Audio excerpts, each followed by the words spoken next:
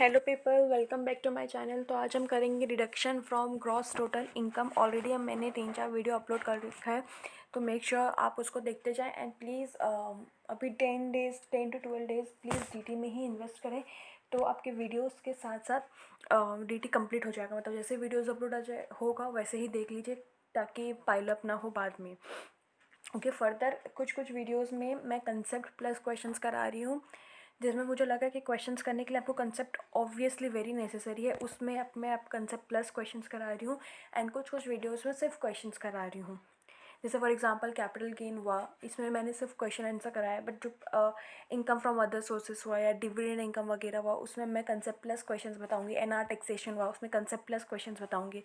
ठीक है, वेर कुछ में सिर्फ और सिर्फ मैं आपको क्वेश्चन आंसर्स करा दे रही हूँ। तो अगर आपको कंसेप्ट देखना है तो उस वीडियोस के लिए जो कंसेप्ट है आप अवेलेबल होंगे ऑब्वियसली यूट्यूब में। एंड बीबी सर के भी होते हैं, बहुत सारे टीचर्स के हैं, तो make sure you watch them and then do the questions. Okay, so first let's start from deduction from gross total income. इसका मैं कंसेप्ट भी बता रही हूँ जल्दी and then we will do the questions, साथ में ही चलेंगे। ठीक है, तो सबसे पहले यहाँ पे 80A में बेसिकली यहाँ पे ये बोल रहा है कि जो भी डिडक्शंस अंडर दिस चैप्टर होगा वो रेस्ट्रिक्टेड होगा ग्रॉस टोटल इनकम में, और जो डिडक्शन है उसको हम कैरी फॉरवर्ड नहीं कर सकते हैं। ठीक है, ये इतना डिटेल में पढ़ने की ज़रूरत नहीं है, यहाँ से आ जाओ। That is table shown deduction contain in chapter 6A under the heading C, it is deduction in respect of certain incomes. तो बेसिकली ये थोड़े इम्पॉर्टेंट है, बट इसमें सबसे ज़्यादा इम्पॉर्टेंट है कि ये सब जो सेक्शन है, the effect of this provision in this case of failure to file return of income on और before the stipulated due date undertaken और lose the benefit of deduction. तो बेसिकली यहाँ पे हमको ऊपर जो भी डिडक्शन बोला गया है, ये डिडक्शन में अगर हम जो रिटर्न ऑफ इनकम है, अगर हम उसको स्टिपुलेटेड ड्यू डेट में अगर हम उसको फाइल नहीं कर रहे हैं, तो जो भी डिडक्शन का बेनिफिट है वो चला जाएगा। ठीक है, तो यहाँ पे कुछ एक बार है प्लेन रीड कर लो। ठीक है, IAB, IAC, IB ऐसा है। तो यहाँ पे हमारा profit and gain from undertaking या एंटरप्राइज जो कि एंगेज हो रहे हैं इंफ्रास्ट्रक्चर डेवलपमेंट ऑपरेशंस में। फिर यहाँ पे अंडरटेकिंग और enterprise engage in development of SCZ। फिर यहाँ पे स्टार्टअप के ऊपर है। IB हमारा profit and gain from certain industrial undertaking other than यहाँ पे इंफ्रास्ट्रक्चर डेवलपमेंट अंडरटेकिंग था, यहाँ पे other than infrastructure development undertaking है। ठीक है, फिर हाउसिंग प्रोजेक्ट्स के ऊपर आ जाएगा। फिर हमारा यहाँ पे स्पेशल कैटेगरी स्टेट्स में अगर हम कोई भी अंडरटेकिंग बिजनेस कर रहे हैं, हिमाचल प्रदेश उत्तरांचल हमारा स्पेशल कैटेगरी स्टेट है। उसके बाद कोई भी मैन्युफैक्चर या प्रोडक्शन ऑफ कोई भी एलिजिबल आर्टिकल या थिंग करें जो कि सब्सटेंशियली हम उसको मैन्युफैक्चर कर सकते हैं नॉर्दर्न ईस्टर्न स्टेट्स, राइट। उसके बाद बायोडिग्रेडेबल वेस्ट में अगर हम डील कर रहे हैं तो उसके लिए भी रिडक्शन मिल जाएगा। अगर हम न्यू एम्प्लॉयज़ को एम्प्लॉय कर रहे हैं, ठीक है, उसके रिस्पेक्ट में भी मिल जाएगा। Income of cooperative society, income of producer companies, हम पढ़े थे इसको, बट हाउएवर अभी वो चला गया है फाइनल के कोर्स में से। उसके बाद इन respect of royalty, income of author of certain books of that text book, in case of royalty on patients, ये सब कुछ, sorry not patients, on patents. तो ये सब कुछ एरियाज हैं रिडक्शन के। तो आपको मतलब बेसिकली जहाँ पे भी कंट्री का भला हो रहा है वो वहाँ पे हमको डिडक्शन प्रोवाइड कर दिया गया है। इंफ्रास्ट्रक्चर डेवलपमेंट हो जा रहा है, जस्ट आपको कीवर्ड्स देखना है, ठीक है, ताकि आपको स्ट्राइक हो जाना चाहिए एग्जाम में। इंफ्रास्ट्रक्चर डेवलपमेंट है, SCZ हो जाएगा। स्टार्टअप है, other than infrastructure development plan है। हाउसिंग प्रोजेक्ट्स है। स्पेशल कैटेगरी स्टेट में अगर आप कुछ कर रहे हैं, नॉर्थ ईस्टर्न में कुछ कर रहे हैं, biodegradable waste, new employees, offshore banking units, IFSCs कर रहे हैं। कोऑपरेटिव है, प्रोड्यूसर्स है, प्रोड्यूसर क्योंकि जो एग्रीकल्चर को बढ़ावा दे देता है। एंड सर्टेन बुक्स के रॉयल्टी के लिए एंड पेटेंट के रॉयल्टी के लिए, ये सब के लिए जो हमको रिडक्शन मिलेगा। हाउएवर सो जो कंडीशन है कि हमको रिटर्न ऑफ इनकम फाइल करना पड़ता है विद इन ड्यू डेट। तो यहाँ पे इलस्ट्रेशन 1 में यही बोल रहा है कि examine the foreign statement regards to the provision. यहाँ पे बोल रहा है कि for the grant of deduction under 80IB is other than infrastructure development undertaking. तो यहाँ पे हमको filing of audit report is prescribe form is must for a corporate SSC। Filing of return with in the due date let down is not required. तो यहाँ पे बोल रहा है कि ऑडिट रिपोर्ट तो जरूरी है ही, बट रिटर्न इनकम हमको जरूरी नहीं है। तो ये गलत है। एज पर 80AC, ये वाला सेक्शन याद कर लो। एज पर 80AC हमको यहाँ पे बोला है कि रिटर्न फाइलिंग करना बहुत जरूरी है as a pre condition for the availing of benefit under section 80IB।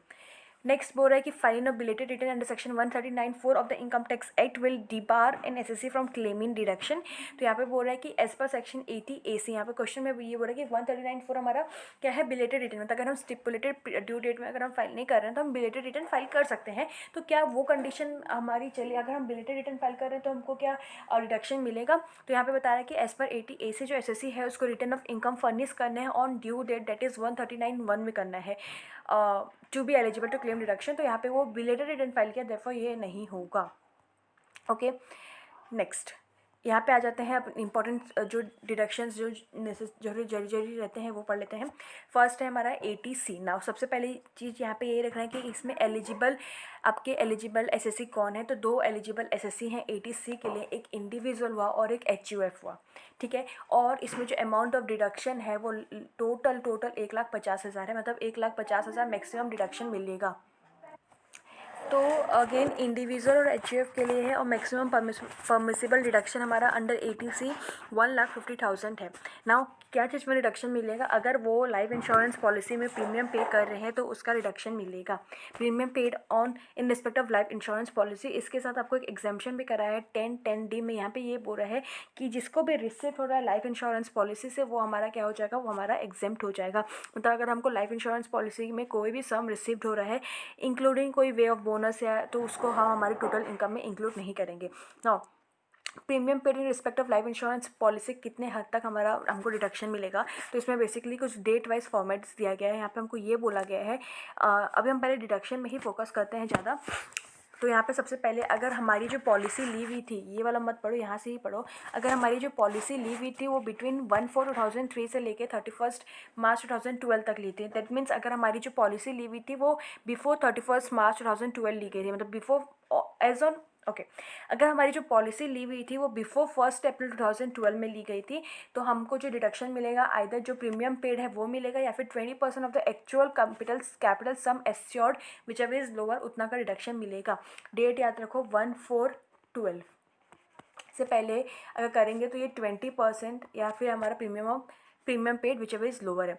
But यहाँ पे फिर हमारा 1 साल का हमको वापस कुछ एक दिया गया है कि अगर हम ऑन और आफ्टर 1/4/12 ले रहे हैं बट बिफोर 1/4/13 ले रहे हैं, तो यहाँ पे अगेन हमारा प्रीमियम पेड या फिर 10% ऑफ द सम एश्योर्ड है वो आएगा विच एवर इज़ लोअर।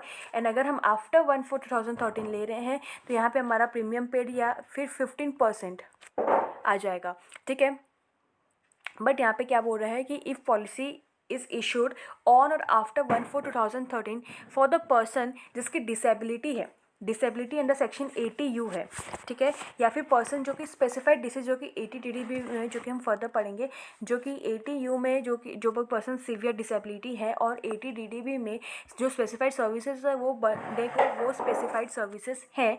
तो यहाँ पे हमारा जो प्रीमियम पेड है वो आ जाएगा या फिर 15% of actual capital sum assured which ever is lower हमारा रिडक्शन मिल जाएगा। तो बेसिकली पहले हमको 20% के हिसाब से मिलता था, पर अब क्या हो रहा है, अब हमको 10% के हिसाब से मिल रहा है। बट हाउएवर अगर हम 80U में या 80DD में फॉल कर रहे हैं तो हमको 15% या premium paid which ever is lower का डिडक्शन मिल जाएगा। ओके, नेक्स्ट यहाँ पे क्या बोल रहा है कि where the insurance is on life of any person other than mentioned in A above any sum जो हमको उसमें भी हमको 10% के हिसाब से मिलेगा। ओके, तो ये सब इतना पढ़ने की ज़रूरत नहीं है। अभी हम इलस्ट्रेशन में आ जाते हैं। यहाँ पे क्या बोल रहा है कि compute the eligible deduction under 80C, maximum हमको 1,50,000 मिलेगा, ठीक है। इलस्ट्रेशन में यहाँ पे अपने को मेन इंपॉर्टेंस फॉर्मेट में देना है, कितना इजीली यहाँ पे अपने को बता दिया है। ओके, पहले बिना आंसर देखे हम क्वेश्चन सॉल्व करने की कोशिश करते हैं। यहाँ पे क्या है वो है date of issue of policy.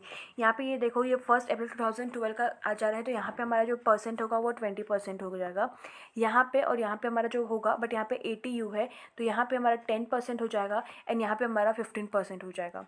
Percent देख लो, आपको यहाँ पे रिमार्क्स यहाँ पे रेस्ट्रिक्टेड 20, 10 एंड 15 अपना इतना राइट है, ठीक है। उसके बाद यहाँ पे एक्चुअल इसका हमको परसेंट निकाल लेना है, तो ये एक्चुअल सम है, इसका हम परसेंट निकालेंगे या फिर insurance premium which ever is lower निकालेंगे। तो इसको लिख देना, जो इसके बाद जो लोअर होगा वो आपको रिडक्शन मिल जाएगा, ठीक है, वैसे हो जाएगा। और ये हमको टोटल देखना है, अगर 1,50,000 से ज़्यादा है तो हमको 1,50,000 ही मिलेगा, बट इन दिस केस 126 है तो यहाँ पे 126 का पूरा मिल जाएगा, ठीक है। यहाँ पे आपको डेट लिखना है फिर आपको पर्टिकुलर्स लिखना है कितना कैपिटल सम है, इसका यहाँ पे आपको इंटू परसेंट भी निकाल के एक कॉलम बना लीजिएगा।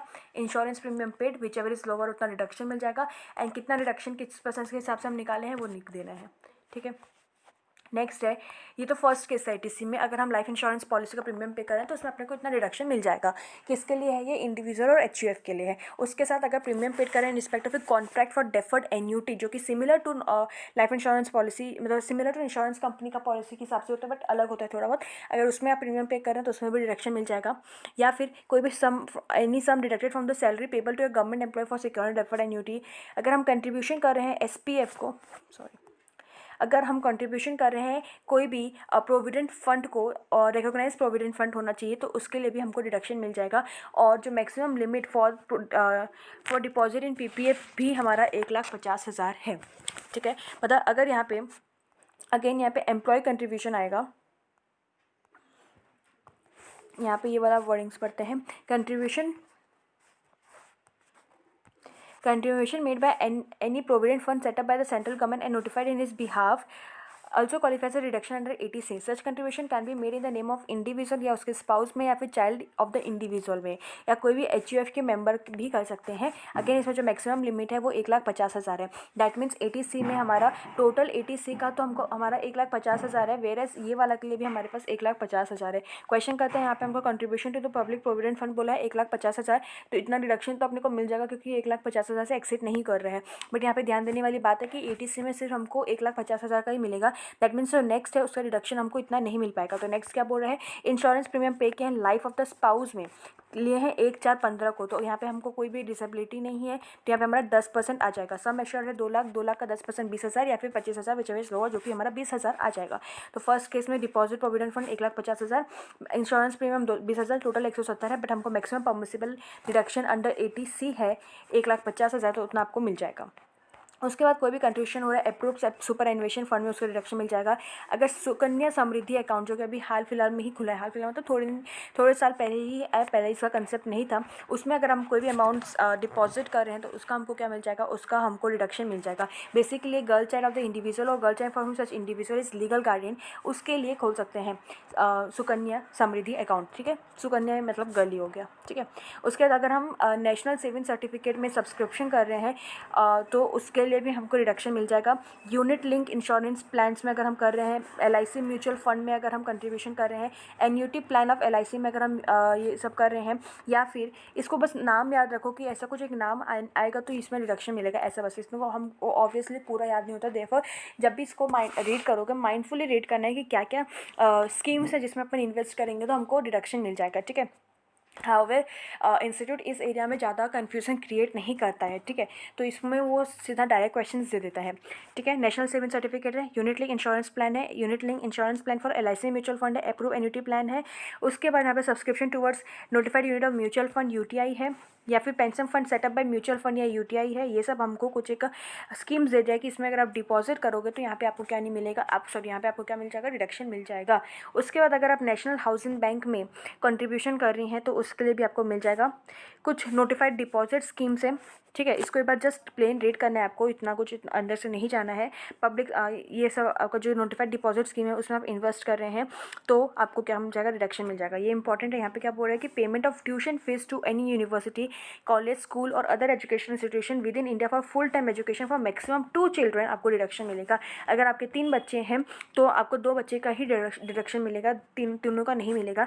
एंड सिर्फ और सिर्फ tuition fees of any university, यहाँ पे जो हमारे स्कूल्स के अगर आप फीस चलान देखेंगे तो वहाँ पे ट्यूशन फीस अलग रहता है, फिर रेस्ट बहुत सारी फीस को अलग अलग बाइफोकेट किया जाता है। तो सिर्फ यहाँ पे जो ट्यूशन फीस रहता है वही उसी का आपको रिडक्शन मिलेगा, वो भी मैक्सिमम 2 चिल्ड्रंस का मिलेगा, ज़्यादा का नहीं मिलेगा, ठीक है। ओके, नेक्स्ट है अगर आप रिपेमेंट ऑफ हाउसिंग लोन कर रहे हैं including stamp duty, registration fees and other expenses, तो उसका रिडक्शन मिल जाएगा। तो आपका लोन होना चाहिए, हाउसिंग लोन होना चाहिए, उसका अगर आप रिपेमेंट कर रहे हैं तो बेसिकली प्रिंसिपल अमाउंट के बारे में बात कर रहे हैं, not interest but principal amount की बात कर रहे हैं, तो उसका आपको रिडक्शन मिल जाएगा, ठीक है।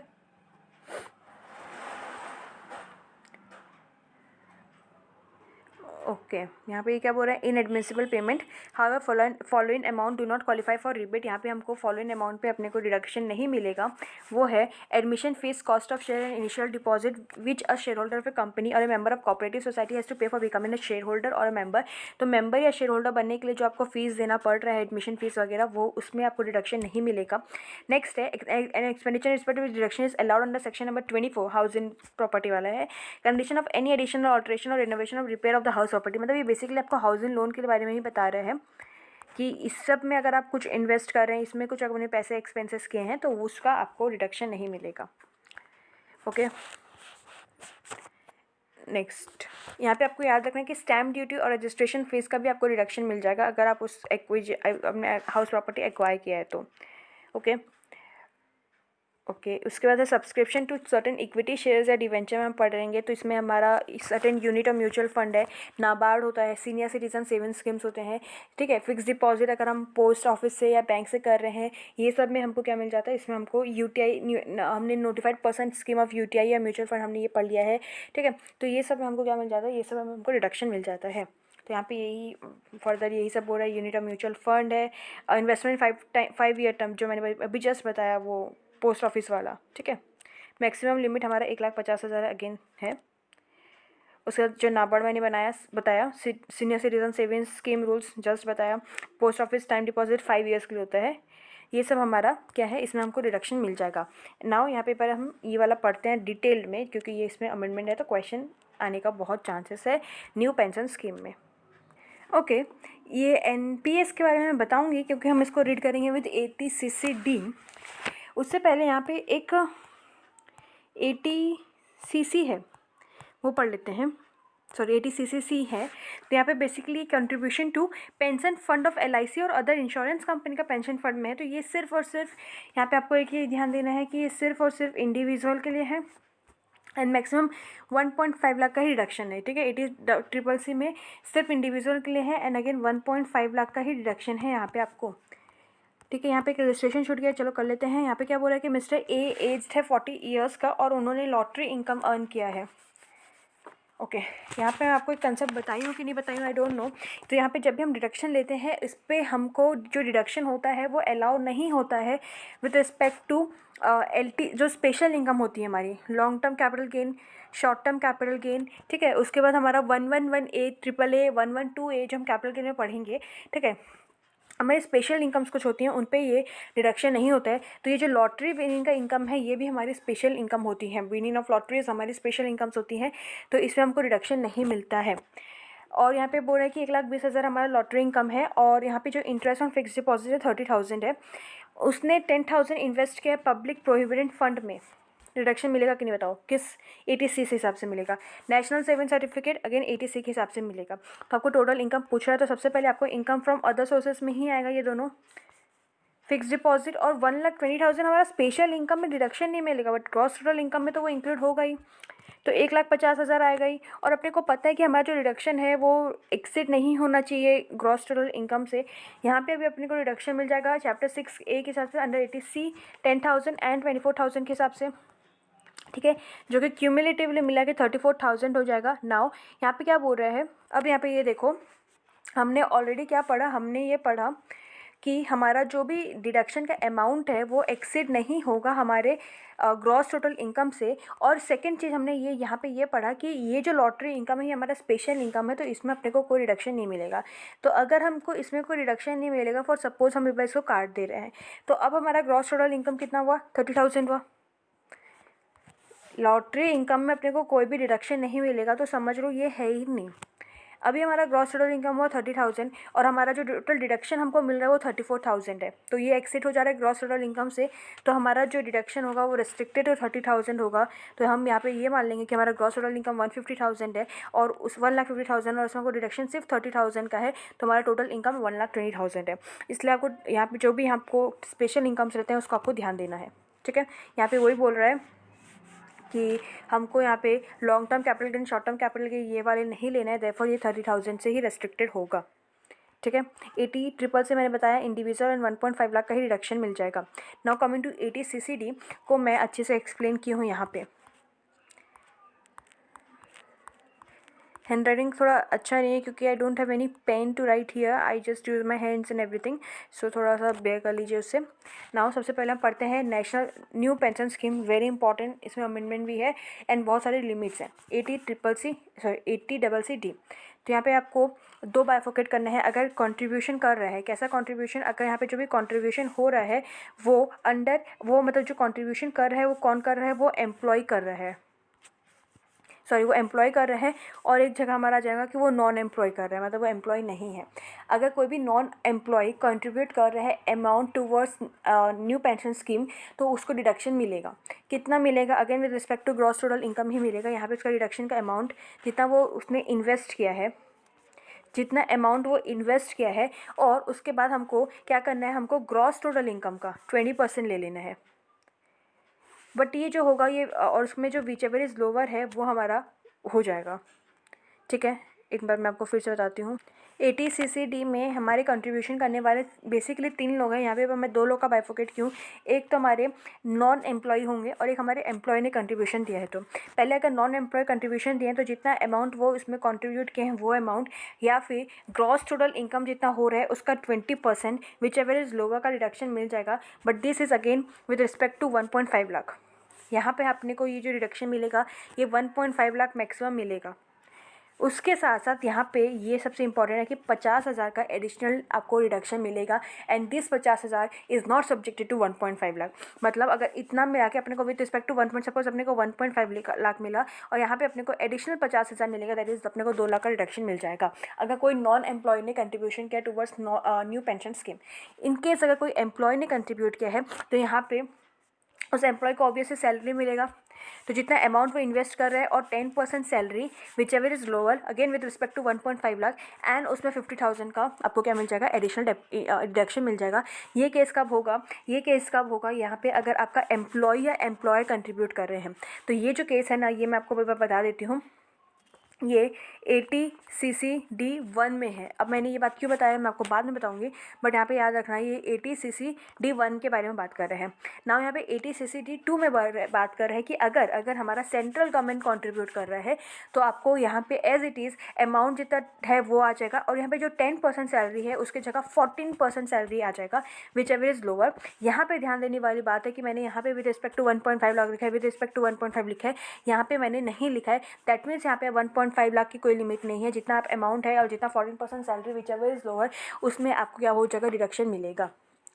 उसके साथ यहाँ पे एडिशनल 50,000 भी नहीं है। तो यहाँ पे ये वाली बात आपको ध्यान रखना है, 14% सैलरी है, amount which ever is lower जिसमें 1.5 लाख भी नहीं है और एडिशनल 50,000 भी नहीं है। ठीक है, यहाँ पे कब हो रहा है, अगर सेंट्रल गवर्नमेंट कंट्रीब्यूट कर रहा है। यहाँ पे एम्प्लॉयर और एम्प्लॉय कंट्रीब्यूट किए हैं तो अमाउंट और 10% salary with respect to 1.5 lakh subjected to 1.5 lakh और इसमें 50,000 का एडिशनल हो जाएगा। यहाँ पे क्योंकि आप एम्प्लॉय नहीं है तो आपको सैलरी नहीं मिलेगा, इसलिए आप ग्रॉस टोटल इनकम का सीधा 20% ले सकते हैं एंड 50,000 एडिशनल डिडक्शन आपको मिल जाएगा। ठीक है, 80CCD ये बात बोलता है। उसके बाद कुछ और सेक्शंस हम पढ़ेंगे जो कि इसके रिलेटेड में है। सबसे इंपॉर्टेंट बात यहाँ पे मैं आपको बता देती हूँ कि इसमें जो हमारा जो न्यू पेंशन स्कीम में है इसमें हमारा TDS नहीं कटता है। यहाँ पे बेसिकली ये बोल रहा है कि जो चैप्टर ऑफ TDS है वो अमेंड किया गया था, जो NPS है उनको जो इनकम मिलेगा वो TDS काट के नहीं मिलेगा। और इनकेस वो जो कंट्रीब्यूट कर रहे हैं उनकी डेथ हो जा रही है तो उनको फिर जो इनकम उनको रिसीव होगी वो पूरी की पूरी एग्जेम्प्ट होगी। और 1044 में भी हमको ये बताया कि जो भी इनकम रिसीव हो रही है वो हमारी एग्जेम्प्ट होगी। तो दैट डजंट मीन कि खाली डेथ में, बट हमको जो भी इनकम रिसीव हो रही है न्यू पेंशन स्कीम के थ्रू वो हमारी एग्जेम्प्ट होगी अंडर सेक्शन 1044। इसमें TDS का प्रोविज़न नहीं लगेगा ना। दो चीज़ है, एक अगर हम NPS अकाउंट को क्लोज कर दे रहे हैं, डेट मीन्स अगर कोई भी नॉन एम्प्लॉय हुआ या कोई भी एम्प्लॉय हुआ अपना NPS अकाउंट को क्लोज कर दे रहा है या फिर जो NPS स्कीम से वो ऑप्ट आउट करना चाह रहे हैं, उसको और कंट्रीब्यूशन नहीं चाहिए, कुछ लोग उसको वो NPS अकाउंट से वो क्लोज करना चाह रहे हैं या NPS अकाउंट से ऑप्ट आउट करना चाह रहे हैं, तो उसमें जो इनकम आएगी उसमें से 60% इनकम एग्जेम्प्ट है एंड 40% टैक्सेबल है। क्यों, क्योंकि उसने बीच में ही क्लोज कर दिया या ऑप्ट आउट कर लिया, देयरफॉर उसका जो इनकम 100% एग्जेम्प्ट होने वाला था अब सिर्फ और सिर्फ 60% एग्जेम्प्ट होगा, 40% टैक्सेबल होगा। अगर चाहे वो एम्प्लॉई है चाहे वो नॉन एम्प्लॉई है, वो NPS अकाउंट को क्लोज कर दे रहा है या NPS स्कीम से ऑप्ट आउट कर ले रहा है, तो जितना भी अमाउंट उसको मिलने वाला था उसमें से 60% हमारा एग्जाम्प्ट होगा, वेयरएज रेस्ट 40% हमारा क्या हो जाएगा, टैक्सेबल हो जाएगा। क्योंकि ऑब्वियसली कोई रॉकिंग पीरियड दिया होगा, कोई कंडीशन से उसने फुलफिल नहीं किया, देन पर वो ऑप्ट आउट कर रहा है, तो उसमें हमारा 40% हम उनसे टैक्स ले लेंगे। नाउ हम पार्शियल विड्रॉ कर रहे हैं, क्या कर रहे हैं, हम पार्शियल विड्रॉ कर रहे हैं। तो एम्प्लॉय के केस में पार्शियल विड्रॉ में जो वो अमाउंट विड्रॉ किया है उसमें से 25% हमारा एग्जाम्प्ट हो जाएगा। वेयरएज अगर नॉन एम्प्लॉय तो उसको हम ऐसा कुछ बेनिफिट नहीं देंगे, अगर वो विड्रॉ कर रहा है तो वो टैक्सेबल हो जाएगा in the year when it is withdrawn. Clear है। ये एनपीएस स्कीम का एक बार फटाफट मैं आपको फिर से बता देती हूँ।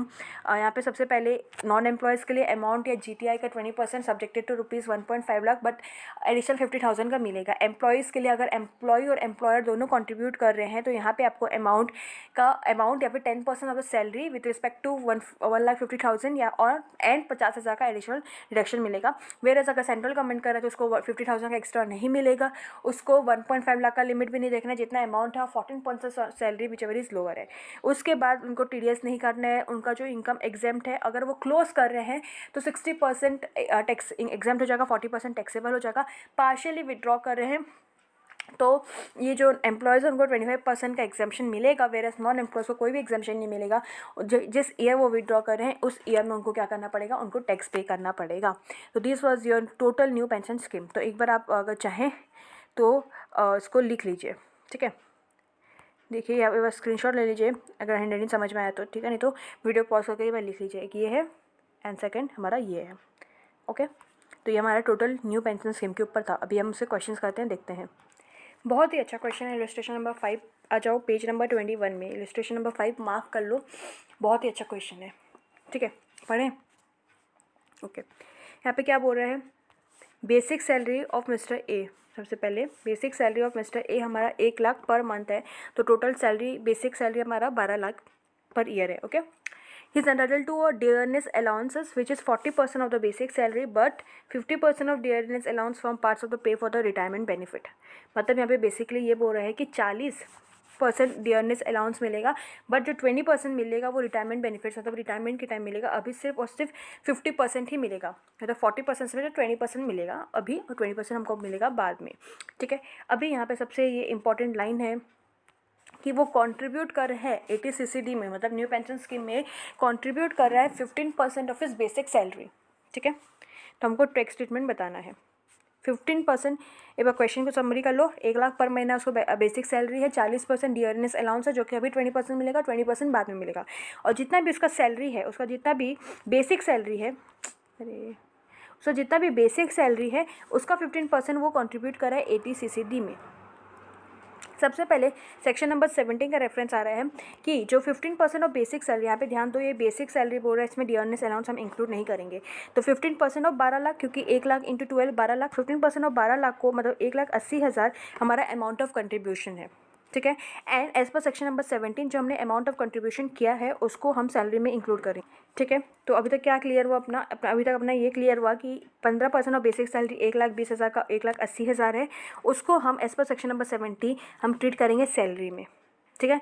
और ये जो हम निकाले ये हमारा क्या निकला, ये हमारा अमाउंट ऑफ कंट्रीब्यूशन निकला। तो हमारा फर्स्ट जो न्यू पेंशन स्कीम में हमारा जो फर्स्ट चीज़ था कि हमको क्या कितना अमाउंट ऑफ डिडक्शन मिलेगा, तो वो हमारा अमाउंट था।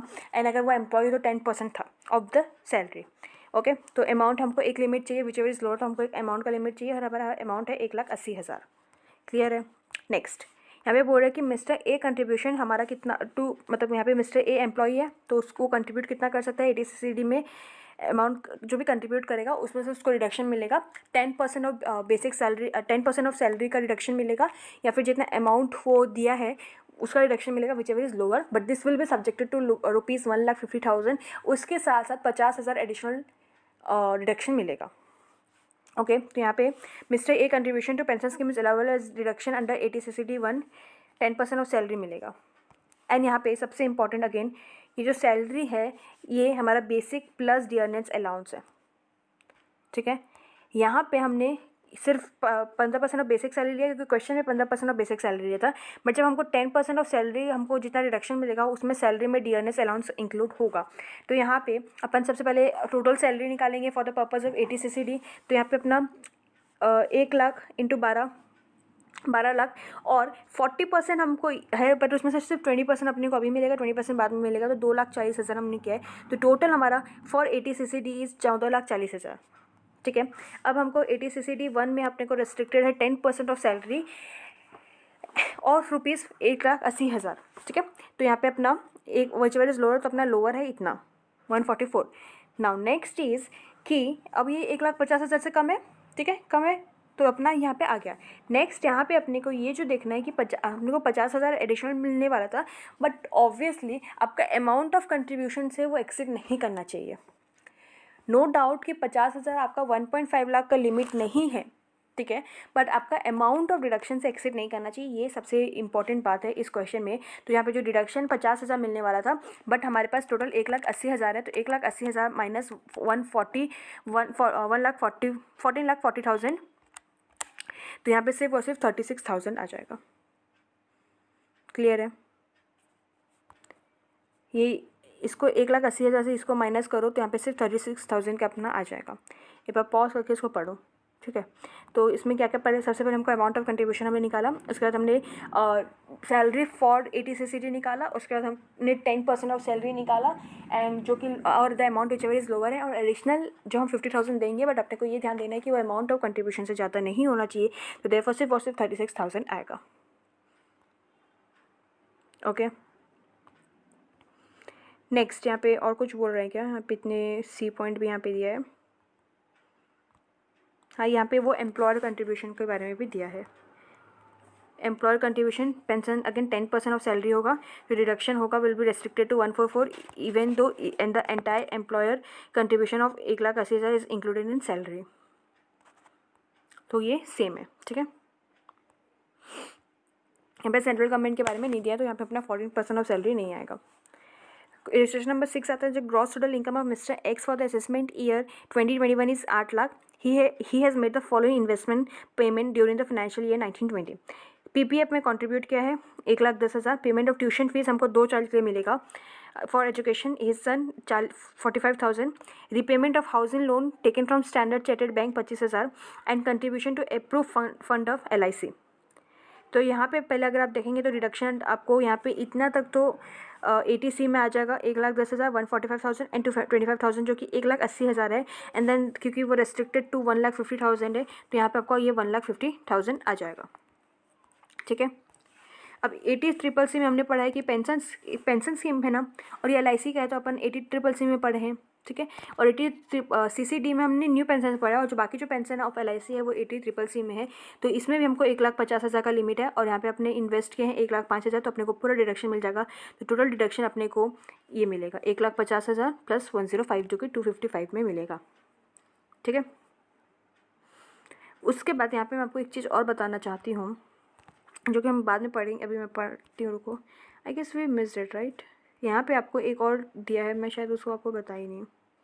ये रहा लिमिट ऑन डिडक्शन अंडर। यहाँ पे मैंने आपको बताया कि मैं आपको 1 वाला बता रही हूँ। मैंने वहाँ पे बताया ना पेंशन स्कीम में कि वो जो एम्प्लॉयर और एम्प्लॉय का कंट्रीब्यूशन है वो 80CCD 1 है।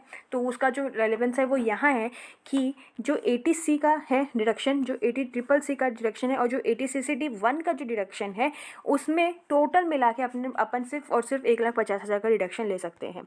80C के लिए 1,50,000 था, 80CCC के लिए 1,50,000 था, और इसके लिए हम लोग को कुछ अलग ही लिमिट्स थी। बट अभी यहाँ पे आपको 80CCE क्या बोलता है? 80CCE बोलता है कि ये तीनों के लिए आपको सिर्फ और सिर्फ 1,50,000 मिलेगा।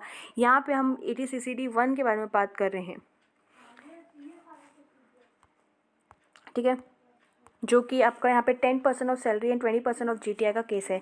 ये जो 14% ऑफ सैलरी है ये 80CCD 2 है, और ये वाला भी हमारा जो है 50,000 का, वो भी हमारा 1B है। हम यहाँ पे सिर्फ और सिर्फ 1 के बारे में बात कर रहे हैं, तो फॉर ये वाला सिर्फ आएगा। And now this 80C and 80CCC will be just of 1,50,000। Therefore यहाँ पे आपका 255 हो रहा था, बट देन अगेन ये 80CCE के हिसाब से यहाँ पे अपना सिर्फ और सिर्फ 1,50,000 का आएगा। सो नेक्स्ट डिडक्शन हमारा है वो है 80D। डी में मेडिसिन, दवाई समझ के 80D याद कर लो। ये deduction in respect of medical, 3-4 चीज़ें इसमें। फर्स्ट है मेडिकल इंश्योरेंस प्रीमियम, आपने मेडिकल इंश्योरेंस लिया, अपने जो प्रीमियम पे कर रहे हो वो। ठीक है, सेंट्रल गवर्नमेंट का अगर कोई हेल्थ स्कीम है वो, उसके बाद प्रिवेंटिव हेल्थ चेकअप, मतलब पहले से आप चेकअप करवा रहे हैं प्रिवेंटिव मेजर्स के लिए, वो preventive health checkup and medical treatment. Okay, ये सब के बारे में बताता है। किसके लिए एलिजिबल है? इंडिविजुअल और एचयूएफ। इंडिविजुअल में खुद आएंगे, स्पाउस आएंगे, डिपेंडेंट चिल्ड्रंस आएंगे। ध्यान रहे डिपेंडेंट चिल्ड्रंस आएगा, बट जो पेरेंट्स हैं वो मे भी इंडिपेंडेंट हो सकते हैं, मे भी डिपेंडेंट हो सकते हैं। Once again, self, spouse, dependent childrens and parents. Okay, parents में डिपेंडेंट इंडिपेंडेंट जो भी हो सकते हैं, एचयूएफ के लिए मेंबर्स हो जाएंगे। ठीक है, उसके बाद यहाँ पे मोड ऑफ पेमेंट है, तो कोई भी मोड चलेगा, कैश नहीं चलेगा obviously, but payment of preventive health checkup can be made in cash, क्योंकि प्रिवेंटिव हेल्थ चेकअप मतलब जो बेसिक आप नॉर्मल हेल्थ चेकअप कराते हैं उसी को आएगा, तो उसमें आप कैश के थ्रू कर सकते हैं। ठीक है, एंड ये सब जो भी है लिमिट है, ये वाला मैं इस चार्ट से बता रही हूँ, तो ये बेसिकली बीबी सर की बुक में ये चार्ट है, तो मैं उसी से जस्ट मैं उसको बनाई हूँ, नथिंग डिफरेंट। तो अगर आपके पास बीबी सर की बुक है तो उसी को रेफर कर लीजिए। एंड यस, तो यहाँ पे रिडक्शन में क्या क्या आ रहा है? फर्स्ट है इंडिविजुअल एंड एचयूएफ है। इंडिविजुअल में मैंने बताया सेल्फ है, स्पाउस है, चिल्ड्रन डिपेंडेंट है, पेरेंट्स का एक अलग कॉलम आएगा क्योंकि कुछ कुछ केसेस में पेरेंट्स के लिए नहीं है, एंड देन मेंबर्स हैं। ओके, सबसे पहले यहाँ पे मेडिकल इंश्योरेंस प्रीमियम है, तो राइट मतलब इसमें रिडक्शन मिलेगा, रॉन्ग मतलब इसमें रिडक्शन नहीं मिलेगा। तो मेडिकल इंश्योरेंस प्रीमियम के लिए सबको रिडक्शन मिलेगा। सेंट्रल गवर्नमेंट का अगर कोई हेल्थ स्कीम है तो सेंट्रल गवर्नमेंट का हेल्थ स्कीम सिर्फ अपने परिवार वालों के लिए, मतलब हम दो हमारे दो वाले टाइप के, सेल्फ, स्पाउस एंड चिल्ड्रन जो भी डिपेंडेंट होने चाहिए उनके लिए है। यहाँ पे मेंबर्स ऑफ एचयूएफ और पेरेंट्स के लिए नहीं है। And now then preventive health checkup हमारा एचयूएफ के लिए नहीं है, सिर्फ इंडिविजुअल के लिए है। ठीक है, ये इतना याद रखो। एंड यहाँ पे प्रिवेंटिव हेल्थ में एक और चीज़ बताना है कि जो एग्रीगेट है, एग्रीगेट पेमेंट आप जो कर रहे हैं सेल्फ का, स्पाउस का, डिपेंडेंट चिल्ड्रंस का और पेरेंट्स का, वो 5,000 से एक्सीड नहीं होना चाहिए, तभी आपको उतना रिडक्शन मिलेगा। वंस अगेन यहाँ पे मेडिकल इंश्योरेंस प्रीमियम सबके लिए है। सेंट्रल गवर्नमेंट का हेल्थ स्कीम सिर्फ और सिर्फ हम तो हमारे दो वाला स्कीम है, दैट इज सेल्फ है, स्पाउस है और चिल्ड्रन है।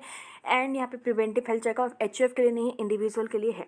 तो तीनों मिला के 1+2+3 मैक्सिमम रिडक्शन आपको 25,000 का मिलेगा ईच केसेस में। मतलब एचयूएफ वाले के लिए मेडिकल इंश्योरेंस प्रीमियम का मैक्सिमम 25,000 मिलेगा, पेरेंट्स को medical insurance premium plus preventive health के लिए मैक्सिमम 25,000 मिलेगा, जिसमें से प्रिवेंटिव हेल्थ के लिए मैक्सिमम 5,000 मिलेगा। ठीक है, एंड इनके लिए सेल्फ, स्पाउस, इंडिविजुअल जो है उनके लिए मैक्सिमम 25,000 मिलेगा। उसके बाद एडिशनल डिडक्शन मिलेगा अगर ये जो पॉलिसी हम ले रहे हैं वो 60+ वाले के लिए है। मतलब आपका जो एडिशनल डिडक्शन मिलेगा अगर आप सीनियर सिटीज़न है जिसका 60 ईयर या उससे ज़्यादा हो रखा है। ठीक है, और ये किसके लिए मिलेगा? मेडिकल इंश्योरेंस पॉलिसी अगर आप ले रखे हैं तो। मैं यहाँ पे ये लिखना भूलूँ, यहाँ पे अगर आप मेडिकल इंश्योरेंस प्रीमियम ले रखें तो आपको एडिशनल डिडक्शन मिलेगा। अगर आप 60+ है वो भी अगर मैक्सिमम तीनों केसेस में 25,000 मिलेगा। चाहे आपके स्पाउस 60+ हैं, आप 60+, आपके चिल्ड्रन 60+ हैं, उसके लिए मैक्सिमम 25,000 मिलेगा। पेरेंट्स अगर आपके 60+ है 25,000 मिलेगा। एंड एचयूएफ मेंबर के लिए 25,000 मिलेगा। ठीक है, अगर उसके बाद कोई भी सीनियर सिटीजन 60+ मतलब सीनियर सिटीजन के लिए कोई भी मेडिकल एक्सपेंसेस कर रहे हैं और मेडिक्लेम प्रीमियम पे नहीं हुआ है तो अगेन उसमें हमको मैक्सिमम 50,000 का डिडक्शन मिलेगा। एंड सबको मिला के ये जो मैंने अभी तक जितने भी डिडक्शन बताए सबको मिला के 80D में हमको मैक्सिमम 50,000 डिडक्शन मिलेगा। जैसे 1,50,000 का लिमिट था 3 सेक्शंस को मिला के, यहाँ पे 80D में सब चीज़ को मिला के मैक्सिमम 50,000 का डिडक्शन मिलेगा आपको। क्लियर है? वंस अगेन मैं अगर आपको बताऊं, फर्स्ट 3 था मेडिकल इंश्योरेंस प्रीमियम सबको मिलेगा। सेंट्रल गवर्नमेंट हम तो हमारे दो में बिलीव करते हैं तो सिर्फ सेल्फ को, स्पाउस को, चिल्ड्रन को मिलेगा। प्रिवेंटिव हेल्थ अगेन एचयूएफ को नहीं, इंडिविजुअल्स को मिलेगा, उसमें सारे पेरेंट्स, सेल्फ, स्पाउस, चिल्ड्रन दोनों आएंगे, तीनों आएंगे। एंड देन यहाँ पे एग्रीगेट 5,000 है। ठीक है, ये मिला के 25,000 मैक्सिमम मिलने वाला था। बट अगर आप क्या लिए हैं, आप मेडिकल इंश्योरेंस पॉलिसी लिए हैं सीनियर सिटीजन के लिए जिसका एज 60+ है तो आपको मैक्सिमम 25,000 और मिल जाएगा। ठीक है, उसके बाद अगर आप मेडिकल एक्सपेंसेस कर रहे हैं सीनियर सिटीजन के लिए और मेडिक्लेम प्रीमियम में तो पे नहीं हुआ है तो 50,000 का डिडक्शन मिलेगा। एंड पूरा मिला के 50,000 का डिडक्शन मिलेगा। ओके, तो ये टेबल था, इसको मैं आप स्क्रीनशॉट लेना चाहें तो स्क्रीनशॉट ले सकते हैं, पर मेरी हैंड राइटिंग अच्छी तो है नहीं, तो आई वुड सजेस्ट यू कि आप एक बार लिख लें अपने हैंड राइटिंग में। ठीक है, एक बार के लिए फॉर द टाइम बिंग एक बार स्क्रीनशॉट ले सकते हैं, या फिर बीवी सर की बुक का ही है ये पूरा से हम रेफर कर लीजिए। उसके बाद यहाँ पे यही केस है 80D में ही कि अगर डिडक्शन हम जो हेल्थ इंश्योरेंस पे कर रहे हैं वो हम लमसम में पे कर दिया, मतलब बेसिकली मेडिकल प्रीमियम में मोर देन 1 ईयर के लिए हमने प्रीमियम पे कर दिया है, तो जो इंडिविजुअल है वो 1 साल के हिसाब से ही लेगा। ठीक है, इंडिविजुअल और एचयूएफ दोनों 1 साल के हिसाब से ही लेंगे। ओके, अप्रोप्रिएट फ्रैक्शन के हिसाब से लेंगे, मतलब एक साल में कितना हो रहा है, देन रेस्ट नेक्स्ट ईयर के लिए रहेगा। ठीक है, यहाँ पे क्या हो रहा है, deduction allowable under the section for each of the relevant previous year would be equal to appropriate fraction of such lump sum payment. And appropriate fraction है 1 divided by total number of relevant previous year, and relevant previous year होगा previous year in which lump sum amount is paid and subsequent previous year during which the insurance would be in force. जितना के लिए पे किया, जितने year के लिए and कितने साल तक और रहेगा, उसको डिनोमिनेटर में लेना है, 1 डिवाइडेड बाय वो करना है। क्वेश्चन एक आएगा, क्लियर हो जाएगा। क्वेश्चन नंबर इलस्ट्रेशन नंबर 7 देखते हैं। ओके, क्वेश्चन है कि मिस्टर ए 40 ईयर्स का था, वो मेडिकल इंश्योरेंस प्रीमियम पे कर रहा है 20,000 का to insure his health plus spouse का हेल्थ। ठीक है, now he also paid medical insurance premium of 47,000 for his father, जो कि 60 प्लस हैं, 63 ईयर्स के हैं, एंड अगेन डिपेंडेंट नहीं है। तो क्या हमको डिपेंडेंट मैटर करता है कि नहीं मैटर करता, सिर्फ और सिर्फ चिल्ड्रन का डिपेंडेंस हमको मैटर करता है। ठीक है, और वो सेंट्रल गवर्नमेंट हेल्थ स्कीम में 3600 के लिए कंट्रीब्यूशन के, central government health scheme parents के लिए नहीं होता है। ठीक है, और वो 3,000 इनकट किए हैं in cash on preventive health checkup. तो यहाँ पे आपको एग्जाम में कन्फ्यूजन आ सकता है कि कैश है, तो अगेन यहाँ पे प्रिवेंटिव हेल्थ चेकअप में कैश चलेगा। ठीक है, for himself and his spouse and 3,000 of himself and his spouse and 4,000 by cheque on preventive health checkup for his father. तो एकदम आपको क्लियर हो जाएगा एग्जाम में। अगर आपको ये बात पता नहीं रहता कि कैश में कर सकते हैं नहीं कर सकते, तो आपको अभी तक बहुत ही ज़्यादा डाउट आ सकता था। ठीक है, बताओ ये 3,000 के लिए आप यहाँ पे रिडक्शन देते ही नहीं, अगर आपको ये पता नहीं रहता कि प्रिवेंटिव हेल्थ चेकअप का कैश में चलेगा। ठीक है, एंड ना अपने को करना है। तो इस क्वेश्चन में मेन जो प्रॉब्लम आती है, कंसेप्ट पढ़ने का कोई दिक्कत नहीं आता है, उसमें हमको कन्फ्यूज़न होता है इन केस ऑफ प्रेजेंटेशन। मतलब हमको बहुत सारी लिमिट्स दी गई हैं। ठीक है, तो इसका ये जो प्रेजेंटेशन है एकदम एक्यूरेट है। सबसे पहले आप पर्टिकुलर्स लिखेंगे एक्चुअल पेमेंट एंड मैक्सिमम कितना अलाउ है। ठीक है, तो सबसे पहले हम 2 बाइफोकेशन करते हैं, जैसे मैंने टेबल में बाइफोकेशन किया वैसे ही यहाँ पे सेल्फ एंड स्पाउस आ जाएगा, एंड 60 ईयर वाले के लिए अलग आ जाएगा, क्योंकि उनके लिए जो लिमिट है वो 25,000 की लिमिट है, एंड जो टोटल लिमिट है वो 50,000 की लिमिट है। ओके, यहाँ पे सबसे बड़ा कन्फ्यूज़न और एक है कि ये जो यहाँ पे ये जो मैक्सिमम डिडक्शन मैंने 50,000 का बताया है, वो किसके किसके लिए है, वो मैं आपको क्लियर कर देती हूँ। वो है इनके लिए एंड इनके लिए। ये जो है यानी वर्ड देखो एडिशनल बताया है कि ये 25,000 तो मिलेगा, ये जो इनका डिडक्शन है ये इनके लिए एंड इनके लिए मैक्सिमम हमारा 50,000 है। ठीक है, अभी हम क्वेश्चन सॉल्व करते हैं। सबसे पहले premium paid and medical insurance for self and spouse. तो यहाँ पे ये मेडिकल इंश्योरेंस प्रीमियम पे किए हैं। अब ये बताओ, ये medical insurance contribution to central government and preventive health checkup का मैक्सिमम कितना मिलेगा अपने को, 25,000 का मिलेगा। तो यहाँ पे मैक्सिमम डिडक्शन अलाउएबल हमारा 25,000 लिखा हुआ है। ठीक है, अब इन्होंने पे किया 20,000, तो ये 20,000 का रिडक्शन मिल जाएगा क्योंकि 25,000 चाहिए। कंट्रीब्यूशन यहाँ पे 3600 मिल जाएगा। यहाँ पे हमने कितना पे किया 3600, तो यहाँ पे सिर्फ हमको 1,400 का मिलेगा, क्योंकि हमको मैक्सिमम 25,000 का रिडक्शन मिलने वाला है, चाहे हमारा खर्चा 26,000 क्यों ना हो। ठीक है, इसलिए मैंने बताया कि ये कॉलम करना बहुत ही इंपॉर्टेंट है। ओके, अब हम सेकंड में जाते हैं, हमारा सीनियर सिटीज़न वाला में 60 ईयर्स या ज़्यादा। तो यहाँ पे वहाँ पे क्या है बोल रहा है कि 4,000 by cheque on preventive health checkup, हमारा फादर का 4,000 आ जाएगा इधर, एंड यहाँ पे हमारा 47,000 हमारा प्रीमियम है। तो यहाँ पे आपको अलग से 50,000 मिलेगा ही मिलेगा, यह आपके medical expenditure of senior citizen में ऐड नहीं होगा। ठीक है, तो यहाँ पे आपको 47,000 करना है, और एलिजिबल यहाँ पे अगेन पहले यहाँ पे 50,000 लिख दीजिएगा। तो 47 का 47 मिल जाएगा। प्रिवेंटिव हेल्थ में 4,000 है, पर अपने को तो 50,000 चाहिए, तो यहाँ पे 3,000 हम अलाउ करेंगे। तो मैं टोटल डिडक्शन अपने को 25,000 प्लस 50,000 मिल रहा है, तो टोटल हमारा 75,000 हमको रिडक्शन मिल रहा है। ठीक है, तो यहाँ पे नोट्स में आपको लिखना है फर्स्ट केस में हमने कैसे किया, सेकंड केस में हमने कैसे किया, एंड थर्ड केस में हमने कैसे किया। ठीक है, बस आपको यहाँ पे ये ध्यान देना है कि वो जो एडिशनल रिडक्शन है ये वाला उसके लिए कोई भी मैक्सिमम 50,000 नहीं है। ये जो टोटल मैक्सिमम डिडक्शन है वो इसके लिए है, जो कि मेडिकल एक्सपेंसेस हम पे कर रहे हैं, और इसके लिए है। क्लियर है? नेक्स्ट, अभी हमने कौन सा किया, इलस्ट्रेशन 7 किया, राइट। इलस्ट्रेशन 8 करते हैं। यहाँ पे क्या हो रहा है कि मिस्टर वाई अगेन जो एज है उनका 40 एज है, मेडिकल इंश्योरेंस प्रीमियम पे कर रहे हैं 22,000 का अपने लिए और अपने स्पाउस के लिए और अपने डिपेंडेंट चिल्ड्रन के लिए। वेल सब ओके है, 22,000 का अपने को मिल जाएगा। अच्छा मैं आपको एक चीज़ बता देती हूँ यहाँ पे कि हम डायरेक्ट टैक्स के क्वेश्चन अप्रोच कर, हमको लगता है कि हमसे हो जाएगा, बट समटाइम्स क्या होता है ना, अपने को पता नहीं चलता कि हमको कैसे स्टार्ट करना है क्वेश्चन, ठीक है। तो ऐसा सब सिचुएशन आता है, मतलब मेनली पीजीबीपी के क्वेश्चंस में या ऐसे वाले क्वेश्चंस में क्या होता है ना, अपने को बहुत सारे कंसेप्ट हो जाते हैं, तो अपने को किस में की क्या मैक्सिमम लिमिट है, किस में क्या मैक्सिमम लिमिट है, तो अपने को समझ में नहीं आता है कि अपने को क्वेश्चन को कैसे अप्रोच करना है। तब कोई फार्मूला नहीं है, सबसे ईजिएस्ट वे कि आप कैसे स्टार्ट, आपको कैसे समझ में आएगा कि आपको क्वेश्चन को कैसे अप्रोच करना है, is to know the format, ठीक है। अगर आप फॉर्मेट जानते हैं कि आपका प्रेजेंटेशन का फॉर्मेट अगर क्लियर है तो बस आपको जस्ट प्लेस डाउन करना है फिगर्स, ठीक है। यहाँ पे मैं आपको पीजीबीपी में अगर मैं आपको इलस्ट्रेशंस कराऊंगी उसमें अनएब्जॉर्ब डेप्रिसिएशन वाला, उसमें भी आपको ऐसे इतना सारा प्लान्स दे दिया, इतने सारे कुछ देने हैं, उसमें आपको समझ में नहीं आएगा कि आपको कैसे अप्रोच करना है। बट जो मैं फॉर्मेट दूंगी उससे अगर आप अपने उस फॉर्मेट को बस आप बना दीजिएगा और जो इन्फॉर्मेशन फॉर्मेट में मांग रहे हैं वो प्लेस करते जाइए, आपका देखना ऑलमोस्ट 50% ऑफ क्वेश्चन सॉल्व ही हो जाएगा उसमें। एंड सिमिलरली रिडक्शन के साथ है यहाँ पे कि देखो यहाँ पे फॉर्मेट अलग कर दिया बट यहाँ पे फॉर्मेट अलग किया, और हमको कौन सा फॉर्मेट अच्छा लगा, हमको ये फॉर्मेट काफ़ी अच्छा लगा क्योंकि हमको पूरा क्लियरली पता चल रहा है।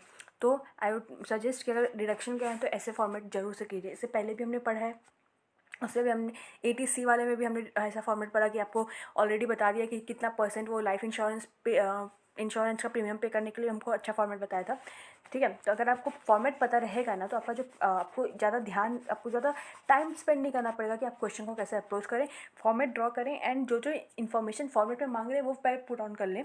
उससे आप देखेंगे कि आपका क्वेश्चन का एक फ्लो बन जाएगा and then you can easily solve it, okay. So यहाँ पे भी हम करेंगे, यहाँ पे ऐसा फॉर्मेट बताया नहीं गया है तो मैं तो अभी पर ऐसे बता दे रही हूँ, बट आई वुड सजेस्ट कि आप पेपर वीडियो को पॉज करके ये क्वेश्चन खुद से सॉल्व करें इस फॉर्मेट में, ठीक है। तो यहाँ पे मेडिकल इंश्योरेंस प्रीमियम पे हो रहा है 22,000 का, तो यहाँ पे मैक्सिमम हमको कितना अलाउ होगा, 22,000 अलाउ होगा, बट यहाँ पे मिला के अपने 25,000 होना चाहिए, ठीक है। एज़ पर दिस फॉर्मेट हमारा ये मैक्सिमम 25,000 होना चाहिए। तो उसमें 22,000 तो हमारा आ गया। उसके बाद यहाँ पे क्या बोल रहा है, ही also paid medical insurance premium for his mother वाला अलग आएगा जो कि डिपेंडेंट नहीं थे। ही इनका medical expenditure 22,000 of his father जो कि अगेन अलग आएगा। यहाँ पे मेडिक्लेम वाला बोला है तो ये आपका बी वाला पॉइंट है, ठीक है, उसको बाद में पढ़ेंगे, ओके। यहाँ पे बोल रहा है he contributed 6,000 to central government health scheme, तो ये यहाँ पे आ जाएगा तो 22,000 और यहाँ पे अपने मैक्सिमम 25,000 है, तो अपना यहाँ पे ये 6,000 आएगा नहीं आएगा, तो अपने को मैक्सिमम जो डिडक्शन मिलेगा यहाँ पे कितना आएगा 30,000 आएगा, तो अपना जो मैक्सिमम डिडक्शन हमको मिलेगा वो 25,000 का मिलेगा, ठीक है। उसके बाद जो नेक्स्ट हमको यहाँ पे मदर और फादर का जो 67 ईयर्स का दिया है, तो यहाँ पे देखो यहाँ पे दो चीज़ आपको मैं दिखाती हूँ कि फर्स्ट तो यहाँ पे जो मदर का है वो नॉर्मल इंश्योरेंस प्रीमियम है 33,000 का, तो इसमें हमको 33,000 का मिल जाएगा, ठीक है। एंड ओके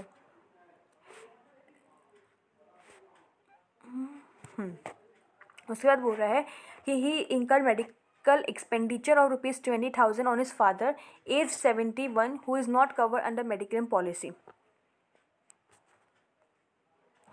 तो उसका दोनों आ जाएगा। और again this is restricted to 50,000, तो यहाँ पे आपको 53,000 के नहीं जल के 50,000 का रिडक्शन मिलेगा, तो टोटल आपको अगेन 75,000 का रिडक्शन मिलेगा, ओके। एक्चुअली अगर आप ध्यान से देखेंगे इस क्वेश्चन में तो मुझे थोड़ा गड़बड़ लग रहा है। ये देखिए यहाँ पे क्या बोल रहे हैं, ही also paid medical insurance premium of 33,000 for his mother जो कि 67 ऑफ ईयर है, जो कि डिपेंडेंट नहीं है, और उन्हें मेडिकल एक्सपेंडिचर किया ऑफ मेडिक्लेम पॉलिसी में। तो यहाँ पे ये जो मेडिक्लेम पॉलिसी है ये वाला इसमें आ जाएगा आपका, ये वाला जो बी है ना अपना यहाँ पे आ जाएगा फादर का, और जो मदर का आएगा वो यहाँ आना चाहिए एडिशनल में, तो मदर को 25,000 का मिलना चाहिए एंड फादर को अगेन 50,000 का मिलना चाहिए डिडक्शन, ऐसा हो सकता था। बट यहाँ पे आई गेस क्वेश्चन में एज्यूम कर लिया कि जो मदर वाला है वो भी आपका मेडिक्लेम इंश्योरेंस वाला है। क्यों मैं ऐसे बोल रही हूँ, क्योंकि देखिए यहाँ पे वर्डिंग देखिए mediclaim premium paid for mother, but यहाँ पे अपने को मेंशन नहीं किया गया कि मदर के लिए भी मेडिक्लेम इंश्योरेंस प्रीमियम है, ये मेडिकल इंश्योरेंस प्रीमियम बोल रहा है। तो ये हम एज्यूम कर सकते थे कि ये फर्स्ट वाला केस का में हो सकता है जो कि हमने यहाँ पे किया ना, जो हम यहाँ पे हम इनको 50,000 का जो बेनिफिट दे, मुझे अपने को ऐसा करना था, बट यहाँ पे आई गेस ये रॉन्ग किया या फिर वो ऐसे एज्यूम कर लिया है कि वो मेडिक्लेम प्रीमियम होगा, ठीक है। तो यहाँ पे मेरे हिसाब से क्या होना चाहिए, ये वाला तो हमने क्लियर किया। इसके बाद ये एडिशनल हमको 25,000 का और मिलेगा, तो ये 33,000 है, तो वो हमको 25,000 मिलेगा, ठीक है। एंड ये जो हमारा फादर वाला है, इसमें अपने को मैक्सिमम 50,000 का मिलता है, तो यहाँ पे अपने को 20,000 ही मिलेगा, क्योंकि मैक्सिमम यहाँ पे अपना 50,000 का डिडक्शन है। तो टोटल डिडक्शन अपना 25,000 प्लस 25,000 प्लस 20,000 हो जाना चाहिए, ठीक है, जो कि 70,000 होगा। मेरे ख्याल से ऐसा होना चाहिए था, ठीक है, क्योंकि देखो यहाँ पे mediclaim premium paid for mother लिखा है, बट क्वेश्चन में अपने को मेडिकल इंश्योरेंस प्रीमियम मेंशन किया है वर्डिंग्स, जो कि यहाँ पे भी हमको वही वर्डिंग यूज़ हुआ था, ओके। तो ये क्वेश्चन थोड़ा डिस्प्यूटेड क्वेश्चन है, तो आप जो भी एजम्पशन लिख के आए लिख के आ सकते हैं। Now next section number 80DD, ठीक है। 80DD is a good deduction जो कि गवर्नमेंट के तरफ से आया गया है। यहाँ पे बेसिकली अगर आप डिडक्शन रिस्पेक्ट ऑफ मेंटेनेंस, अगर आप कोई भी डिपेंडेंट डिसेबल का मेंटेनेंस कर रहे हैं, या फिर मतलब मेंटेनेंस में अगेन हमारा मेडिकल ट्रीटमेंट भी इंक्लूड होगा, अगर आप उसको मेंटेन कर रहे हैं, डिपेंडेंट डिसेबल का देखभाल कर रहे हैं, तो यहाँ पे आपको 80DD का डिडक्शन मिलेगा। और ये किसके लिए है, रेसिडेंट इंडिविजुअल के लिए और HUF के लिए, रेसिडेंट इंडिविजुअल के लिए और HUF के लिए है, ठीक है। कितना हमको डिडक्शन मिलेगा, तो नॉर्मल अगर डिसेबिलिटी है, ठीक है, तो अगर जो नॉर्मल डिसेबिलिटी है तो उसमें आपको 75,000 का डिडक्शन मिल जाएगा, फ्लैट 75,000 का डिडक्शन मिल जाएगा। और अगर आपको सीवियर डिसेबिलिटी, सीवियर मतलब जो भी डिसेबिलिटी है वो 80% या मोर डिसेबिलिटी, मतलब अगर आप देख नहीं पा रहे हैं, किसी कोई भी चीज़ का आप मेंटेन कर रहे हैं, वो देख नहीं पा रहा है, एंड वो देख नहीं पा रहा है मतलब वो 80% चीज़ नहीं देख पा रहा है, राइट, मतलब उनको 80% ब्लाइंडनेस है। ऐसा कुछ होता है ना कि कितना अमाउंट ऑफ ब्लाइंडनेस भी होता है कि कुछ पार्ट देख पाते हैं, कुछ नहीं देख पाते हैं। अगर सीवियर डिसेबिलिटी है तो जो डिडक्शन है वो 1,25,000 का मिल जाएगा, ठीक है। किसके लिए मिलेगा, कौन होना चाहिए, मतलब कौन डिसेबल होना चाहिए उस हिसाब से मिलेगा। तो इसमें हमारे इंडिविजुअल आ जाएगा, ठीक है, इंडिविजुअल, उसके स्पाउस का अगर वो मेंटेन कर रहा है वो डिसेबल है, brother sister children mother father, ठीक है, मतलब अपना घर, ठीक है, घर में अपना स्पाउस आ जाएगा, चिल्ड्रन आ जाएंगे, मदर फादर आ जाएंगे, साथ में ब्रदर एंड सिस्टर आ जाएंगे। इससे पहले वाला सेक्शन में ब्रदर एंड सिस्टर नहीं था, और यहाँ पे पर डिसेबिलिटी अगर आप में उनका मेंटेनेंस करें तो ब्रदर सिस्टर भी आ जाएगा, ठीक है। और HUF में एनी मेंबर ऑफ HUF आ जाएंगे, ठीक है। तो यहाँ पे आपको 75,000 एंड 125,000 का फ्लैट मिल जाएगा, चाहे आप जितना भी क्या कर रहे हैं, खर्चा कर रहे हैं, आपको फ्लैट डिडक्शन 75,000 एंड 1,25,000 का मिलेगा। तो दो इलिस्ट्रेशन कर लेते हैं। मिस्टर एक्स एक रेसिडेंट इंडिविजुअल है, 80DD लगेगा इनके ऊपर। वो 50,000 सम डिपॉजिट किए with life insurance corporation every year for the maintenance of his handicapped grandfather who is होल्ली dependent upon him. कौन आ रहा है यहाँ पे, ग्रैंडफादर आ रहे हैं। The disability is one which comes under Person with Disability Equal Opportunities Protection of Right Act 1995. A copy of certificate from the medical authority is submitted. Compute the amount reduction available under 80DD. तो यहाँ पे sadly ये grandfather है, तो यहाँ पे इनका क्या होगा, रिडक्शन अलाउ नहीं होगा, क्योंकि अभी हमने जस्ट पढ़ा इंडिविजुअल में स्पाउस आ जाएगा, brother sister children mother and father आ जाएंगे, ठीक है। तो ग्रैंडफादर हमारे डेफिनेशन में नहीं आएंगे। What will be the deduction if Mr. X had made this deposit for his dependent father? अगर वो डिपेंडेंट के लिए किए, तो अगर हमारा जो 75,000 है in respect of normal disability, severe disability होगा तो 1,25,000 हो जाएगा, ठीक है। चाहे उन्होंने खर्चा जो किया वो 50,000 क्यों ना किया हो, बट उनको फ्लैट 75,000 एंड फ्लैट 1,25,000 का रिडक्शन मिल जाएगा। नाउ 80DD जो कि बहुत ही सीरियस बीमारी होती है, ये है हमारा in case respect to medical treatment. यहाँ पे हमारा बताया गया है कि किसको किसको है, again resident individual and HUF के लिए है। और यहाँ पे आपको 2 लिमिट्स दी जाएगी। एक सेकेंड, इससे पहले इसके साथ यहाँ पे हमने क्या पढ़ा, 80DD के साथ एक सेक्शन आप और पढ़ सकते हैं जो कि सिमिलर वो रखता है, दैट इज़ 80U, ठीक है। ये बेसिकली हैंडीकैप्ड वाले के लिए होता है, मतलब जो चल नहीं पाते हैं, जो भी हैंडीकैप्ड है उनके लिए होता है ये। और सेम लिमिट आपको फ्लैट डिडक्शन मिलेगा 75,000 एंड 1,25,000। और यहाँ पे ये जो आपका हैंडीकैप्ड वाला 80U वाला है वो सिर्फ और सिर्फ इंडिविजुअल के लिए है, वो HUF के लिए नहीं है, बस आपको इतना ध्यान देना है, ठीक है। नेक्स्ट अगेन वापस आ जाते हैं अपन, 80DD भी कर रहे थे, राइट। AD-TDB में रेसिडेंट, इंडिविजुअल एंड HUF आएगा। एंड यहाँ पे हमारा अमाउंट ऑफ रिडक्शन कितना होगा, तो बेसिकली इसमें जो SSC है उनको उस स्पेसिफाइड जो एक मतलब बेसिकली डिसीज़ के ऊपर हमको रिडक्शन दे रहा है। मेडिकल ट्रीटमेंट अगर आप करें कोई रिस्पेक्टिव स्पेसिफाइड डिसीजेस में, जो डिसीजेस स्पेसिफाइड है उस डिसीजेस के लिए आप क्या कर रहे हैं, मेडिकल एक्सपेंडिचर्स कर रहे हैं, तो आपको रिडक्शन मिलेगा। जितना आप अमाउंट पे कर रहे हैं, जितना आपका एक्सपेंस है ट्रीटमेंट का, वो एक्चुअल एक्सपेंसेस जो दे रहे हैं, एंड वो हुआ या फिर 40,000 विच एवर इज़ लेस, ठीक है, in respect of the previous year.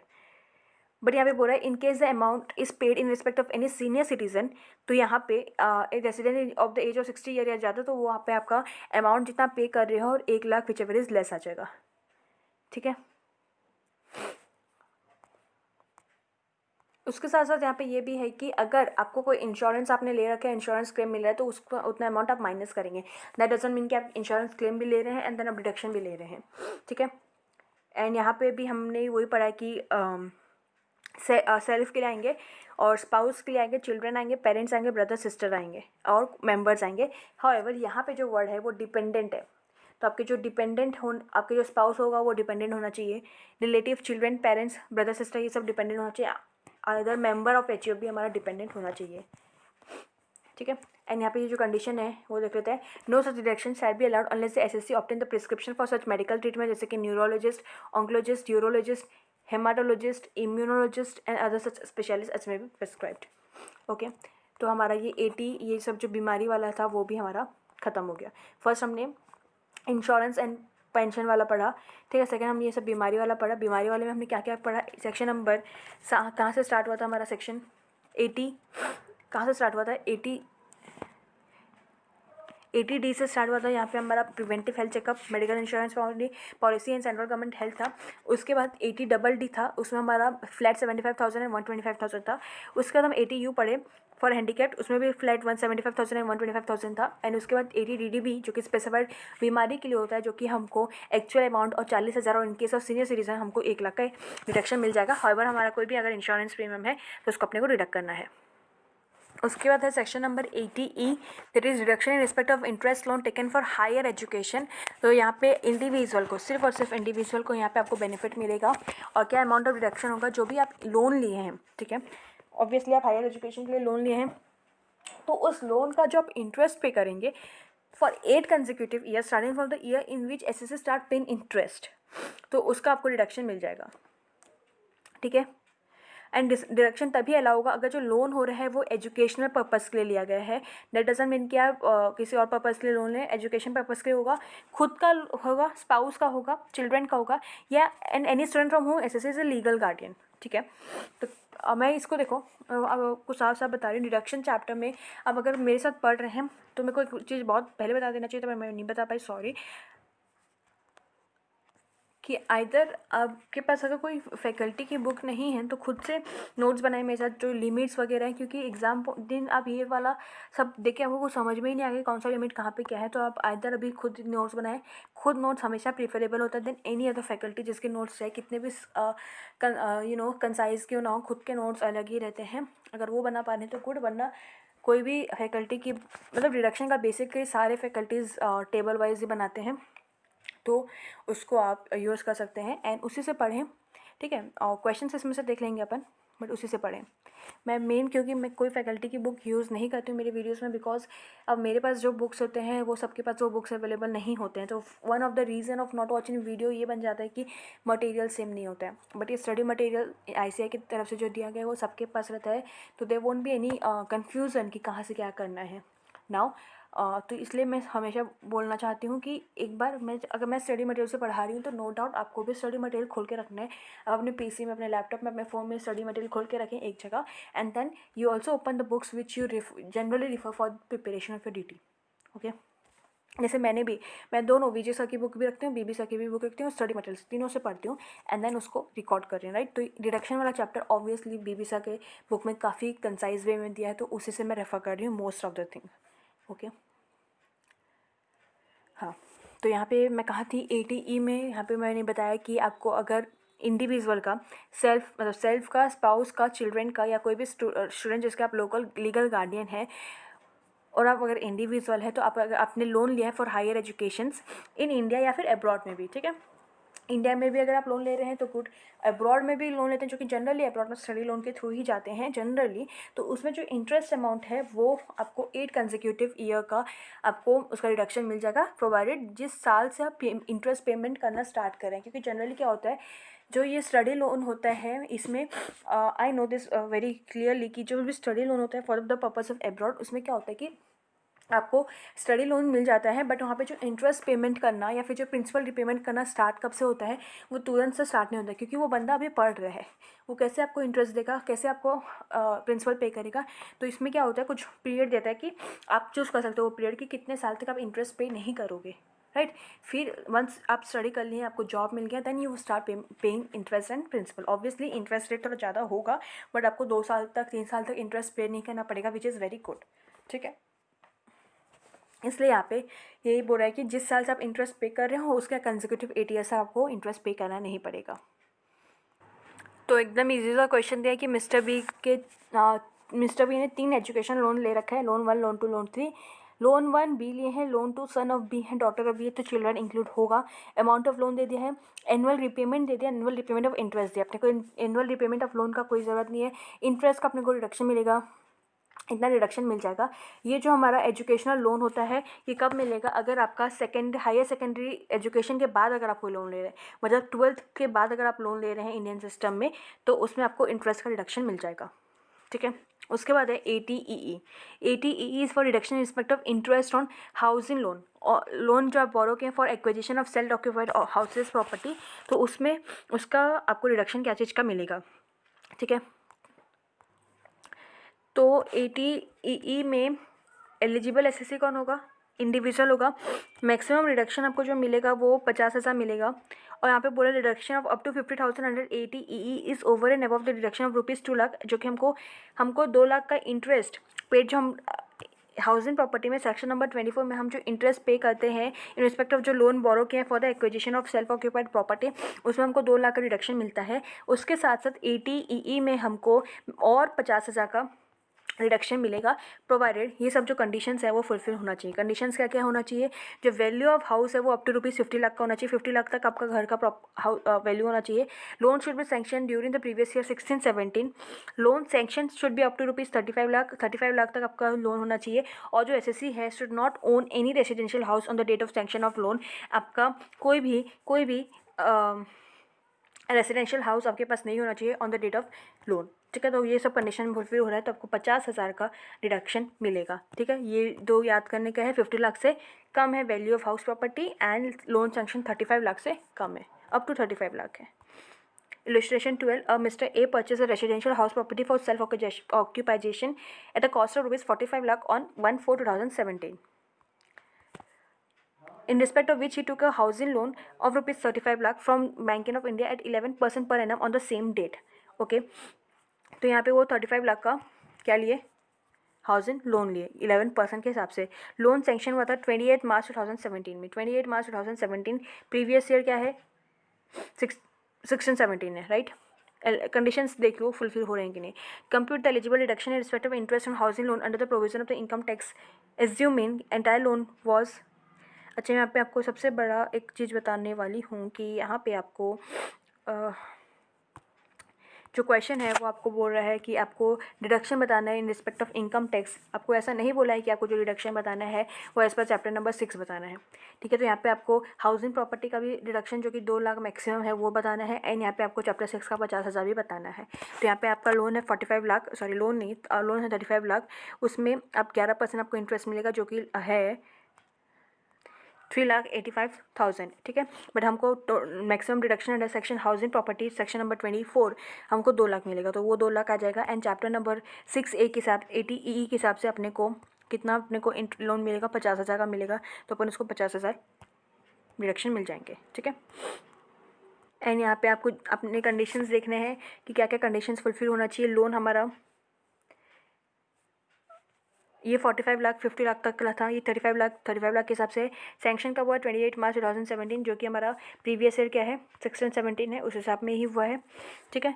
तो हमको लोन कंडीशंस भी हमारी फुलफिल हो रही हैं।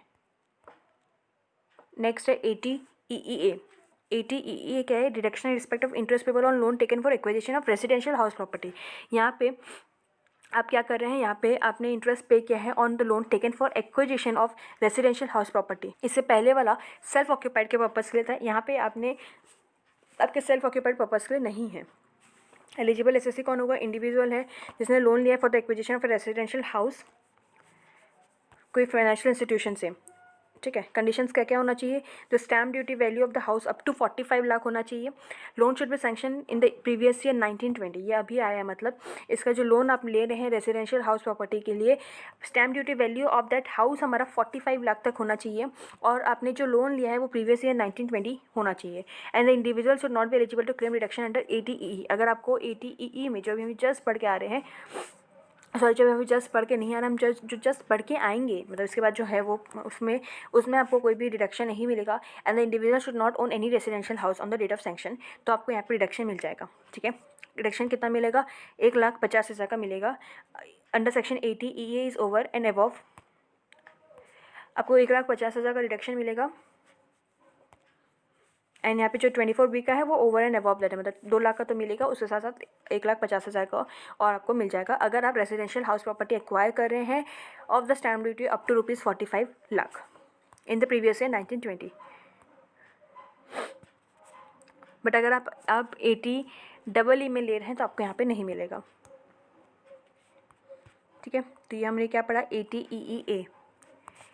उसके बाद है ATEEB में, यहाँ पे हमको deduction respect of interest for purchase of electric vehicle. अगर आप कोई भी इलेक्ट्रिक व्हीकल खरीद रहे हैं, ठीक है, ये क्यों उसके लिए डिडक्शन दें, क्योंकि गवर्नमेंट चाहता है कि इलेक्ट्रिक व्हीकल ज़्यादा हो, क्योंकि अगेन ये पॉल्यूशन फ्री रहेगा, तो उसके लिए आपको यहाँ पर डिडक्शन दिया कि अगर आप कोई भी इलेक्ट्रिक व्हीकल में इन्वेस्ट कर रहे हैं, मतलब लोन लेके खरीद रहे हैं, उसमें आप इंटरेस्ट पे कर रहे हैं, एंड अगर आप इंडिविजुअल हैं तो आपको डिडक्शन मिलेगा। हाउएवर कंडीशंस क्या है कि loan should be taken for the purchase of electric vehicle, loan should be sanction during the period between 1/4/2019 से लेकर 31 मार्च 2023, ठीक है।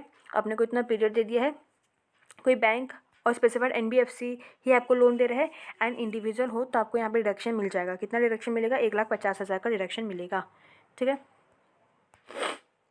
यहाँ पे इलस्ट्रेशन 3 करते हैं, mister A, mister B, mister C and mister D salaried individual है असेसमेंट ईयर के लिए।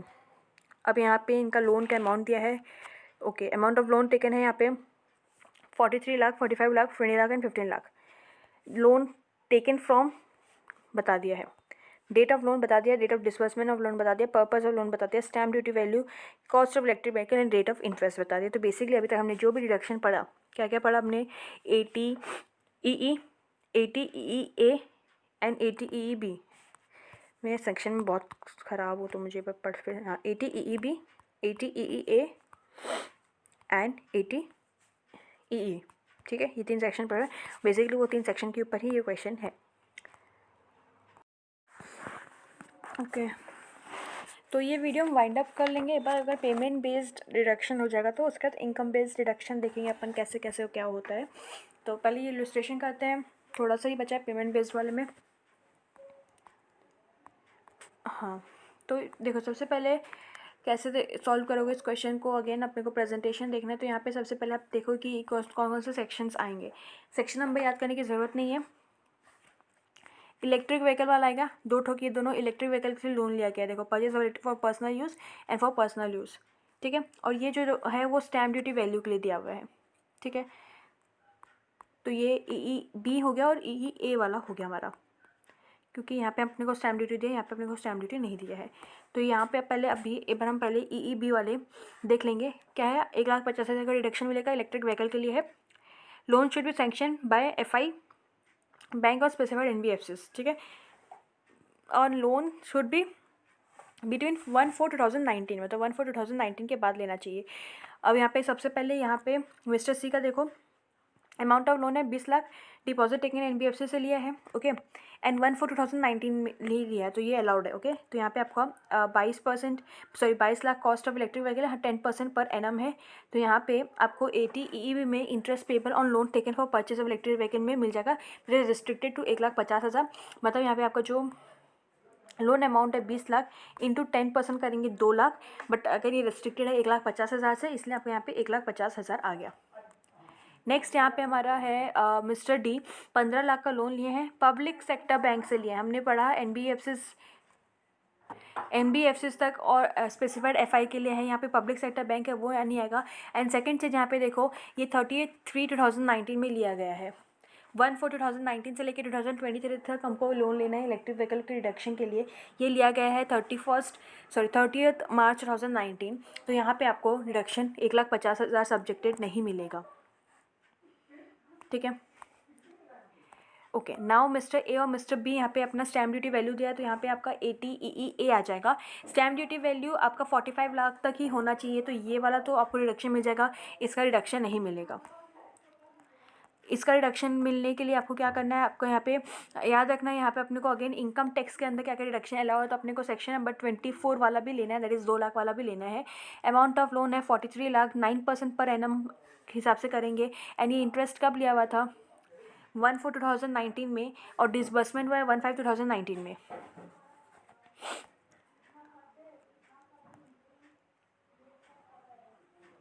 ठीक है। तो जो हम डिसबर्समेंट का डेट है वो लेंगे कैलकुलेशन के लिए, तो 11 मंथ्स हो रहे हैं, तो यहाँ पे हमारा आ जाएगा कितना, 354,750, बट अगेन रेस्ट्रिक्टेड तो 2 लाख है, तो 2 लाख आ जाएगा। एंड चैप्टर नंबर 6E में ATEE के हिसाब से अपने को मैक्सिमम 1,50,000 मिलेगा, तो वो मिल जाएगा। तो बेसिकली आप इसको 2 लाख से माइनस करना, अपना 154,750 आएगा, बट आपको तो 1,50,000 रिस्ट्रिक्टेड है, तो वो आ जाएगा। एंड सिमिलरली सेकेंड वाला में क्योंकि आपका स्टैम्प ड्यूटी वैल्यू 45 लाख से ज़्यादा है, तो आपको इसमें रिडक्शन चैप्टर 6A के हिसाब से नहीं मिलेगा, बट यहाँ पे सेक्शन नंबर 24 के हिसाब से मिल जाएगा। इस 45 लाख इंटू 9% इंटू अगेन यहाँ पे 11 मंथ्स के लिए आएगा, ठीक है।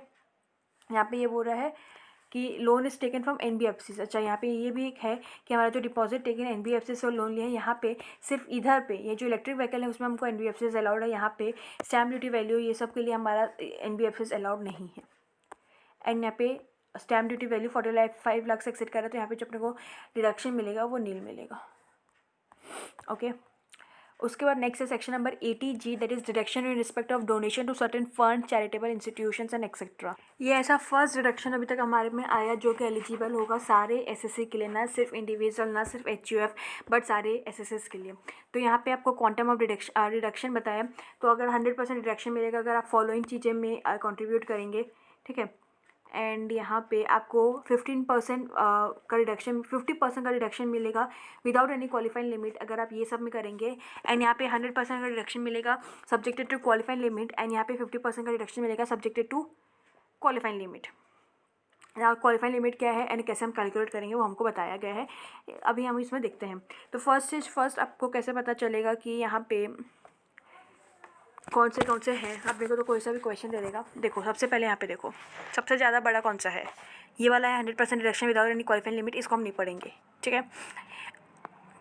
ये सबसे छोटा है donation 50% reduction without any qualifying limit, तो ये पढ़ लो। अपन वो सबसे बड़ा वाला को ना पढ़ के बाकी 3 अगर पढ़ लेंगे तो हमको जब एग्जाम में अगर कोई डोनेशन दिया रहेगा तो अपन को ये देख लेंगे कि ये तीनों में दिया हुआ है, ये तीनों में है कि नहीं है। अगर नहीं है तो प्राइमा फेसी मान लो कि वो उस वाले में है जो बड़ा वाला लिस्ट है। नाउ मैं आपको पहले ही बता दूं कि ICI डिडक्शन के टाइम पे एक्सपेरिमेंट नहीं करता, ऐसा कोई भी वो आपको कॉन्ट्रीब्यूशन फंड जनरली नहीं देता है जो कि आपके कोई भी लिस्ट में नहीं हो, ठीक है। इस एरिया में वो ज़्यादा अपने से छेड़छाड़ नहीं करता है। तो अपन क्या कर लेंगे, अपन ये 3 चीज़ याद कर लेंगे, ठीक है। अपन ये 50% without qualifying limit, 100% with qualifying limit and 50% without qualifying limit याद कर लेंगे। तो जो बचा अगर हम क्वेश्चन में हमको दिया रहेगा अगर ये तीनों में है तो इट्स वेल एंड गुड, अगर नहीं है तो वो हम एज्यूम कर लेंगे कि इसी में है एंड हम 100% without any qualifying limit deduction दे देंगे, ठीक है। It's a good way to learn big things, right. अब इतना बड़ा आप याद ऑब्वियसली नहीं होगा, 23 कॉन्ट्रीब्यूशन एरियाज दे दिया है। तो सबसे पहले donation qualifying for 50% reduction without any qualified limit में यहाँ पे आपको बेसिकली देखो यहाँ पे प्राइम मिनिस्टर के बारे में दिया हुआ है। तो यहाँ पे आपका जवाहरलाल नेहरू मेमोरियल फंड है, prime minister drought relief fund है, Indira Gandhi memorial trust and Rajiv Gandhi foundation है। कौन है यहाँ पे, बेसिकली आपके PMs है, जवाहरलाल नेहरू है। फिर ये जो प्राइम मिनिस्टर का, ये याद रखो प्राइम मिनिस्टर का ड्रॉट रिलीफ फंड आपका यहाँ पे आएगा, Indira Gandhi memorial trust and Rajiv Gandhi foundations, ये सब आपको ये सब जो है वो आपका क्या है, यहाँ पे आपको 50% रिडक्शन मिलेगा विदाउट एनी क्वालिफाइंग लिमिट।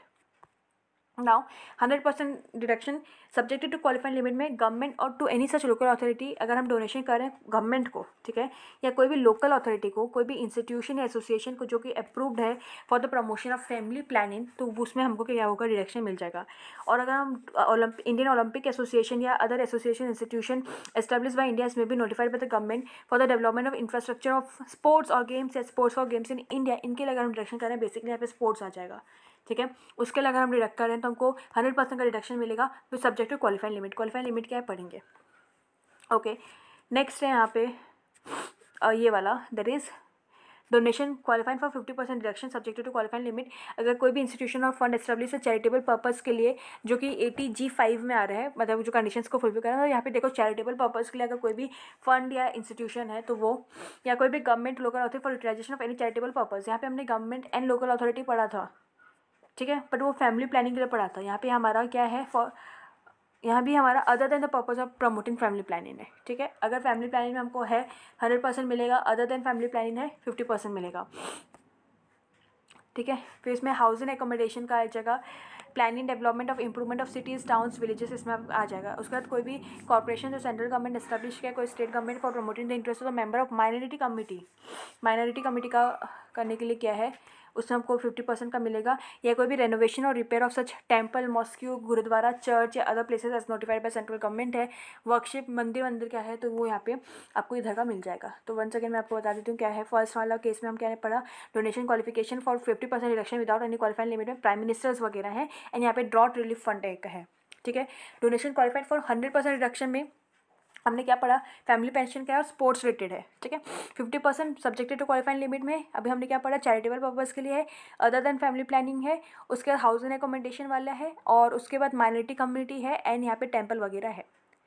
तो अभी एक बार अगर आप रीड करेंगे यहाँ पे, तो ये बाकी वो रहेगा। अब मैंने आपको यहाँ पे, मैं आप देख सकते हैं, मैंने यहाँ पे आपको थोड़ा इंपॉर्टेंस देने के लिए कहा, ये वाला prime minister drought relief fund, वो हमारा 50% में आएगा। क्यों मैंने आपको इसमें इंपॉर्टेंस दिया, क्योंकि अब यहाँ पे देख सकते हैं prime minister national relief fund, prime minister MN या earthquake relief fund, national defence fund, ये सब जो है वो 100% आएगा। अगर ड्रॉट के ऊपर है तो वो आपका 50% आ जाएगा, ठीक है। ये कुछ एरिया आपको ध्यान देना है, ठीक है। और बाकी ये सब जो भी रेस्ट आपको ऐसा लगा कि वो 3 में नहीं आ रहा है, तो वो प्राइमा फेसी इसमें आ जाएगा। एंड अपने को वैसे ही करना, क्योंकि अपन इतने 23 और याद नहीं कर सकते हैं, और एग्ज़ाम टाइम तो इनफैक्ट डिडक्शन चैप्टर देखने का अपने पास टाइम नहीं रहता है, ठीक है।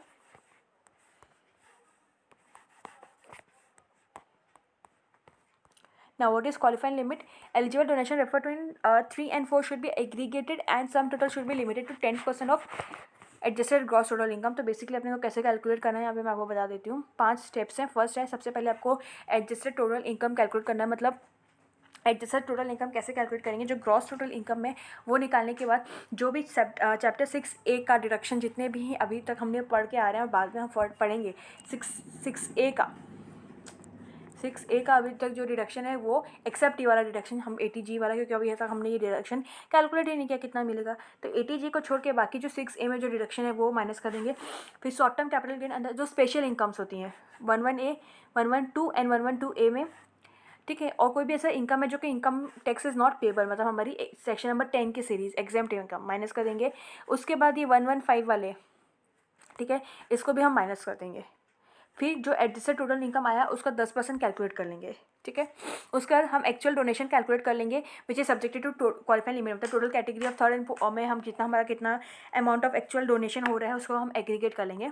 और हमारा जो स्टेप 2 एंड स्टेप 3 में है उसका जो विच एवर इज लोअर वो हमको मैक्सिमम रिडक्शन अलाउ है, मतलब जितना अमाउंट आप क्या कर रहे हैं, जितना अमाउंट आप इन्वेस्ट कर रहे हैं, कॉन्ट्रीब्यूट कर रहे हैं, या फिर 10% of adjusted gross total income which ever is lower, ठीक है। The set deduction is adjusted first against donation qualifying for 100। अब जितना हमारा डिडक्शन आया पहले हम 100% में उसको एडजस्ट करेंगे, फिर 50% में एडजस्ट करेंगे। क्वेश्चन होगा, क्लियर हो जाएगा, ठीक है। तो एक बार स्टेप्स देख लो। GTI में से ये सब माइनस करना है, एडजस्टेड का 10% लेना है, एक्चुअल को करना है which ever is lower, and first अपने को 100% में से माइनस करना है, नेक्स्ट अपने को 50% में से माइनस करना है। Mr. Shiva, aged 58 years, has gross total income of 7,75,000, comprising of income from salary and house property. Following payments क्या है? Premium paid to ensure the life of our major daughter. Policy हमको 1/4/2017 को लिया है. Assured value ये है 20,000 का हमारा प्रीमियम पे किए हैं.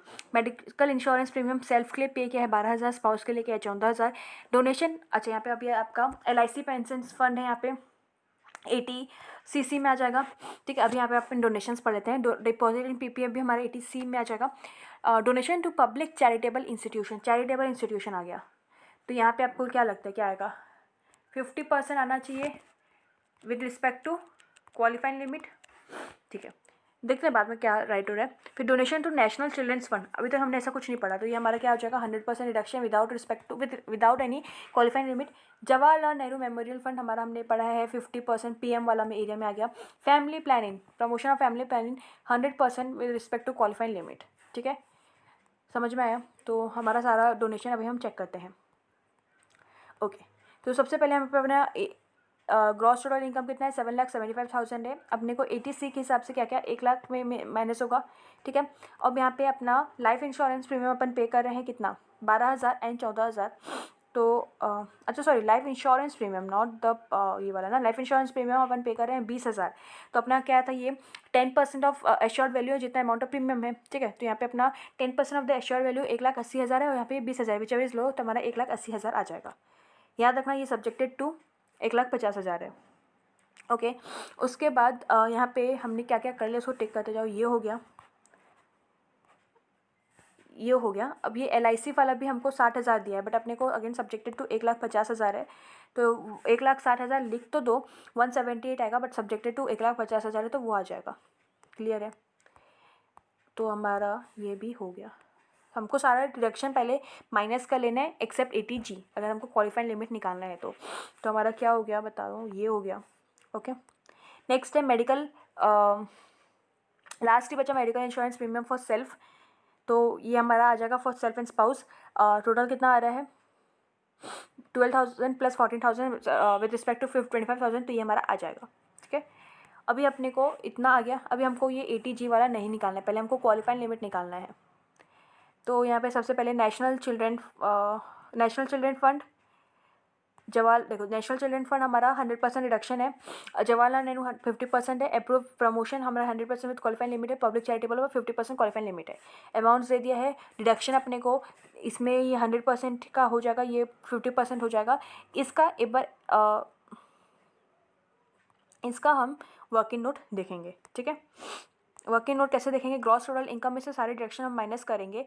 तो सब ये माइनस करने से एक्सेप्ट ये 87,500 तो हमारा निकलेगा 6 लाख. अब 6 लाख में से आप क्या करेंगे?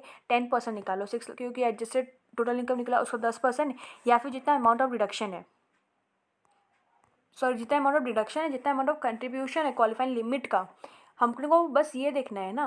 आपको अगर मैं पहले मेंशन नहीं की थी तो बस अपने को ये देखना है. तो ये 60,000 और ये 1,90,000 which ever is lower, 60,000 lower है. तो अब यहाँ पे अपना इतना अमाउंट ऑफ डिडक्शन मिलेगा. पहले हम 60,000 को पहले एडजस्ट करेंगे 100 वाले में, फिर हम एडजस्ट करेंगे 50 वाले में. तो 60,000 का 40,000 तो इसमें मिल जाएगा, बट जो 20,000 सिर्फ इसको मिलेगा. ठीक है, ओके. अच्छा यहाँ पे सॉरी देखो, ये जो 20,000 का 50% क्या है? अच्छा मैं फिर से आपको ये वाला क्वालिफाइंग लिमिट वाला बता देती हूँ. हमने इतना निकाल लिया 51,250 सॉरी इतना निकाल लिया.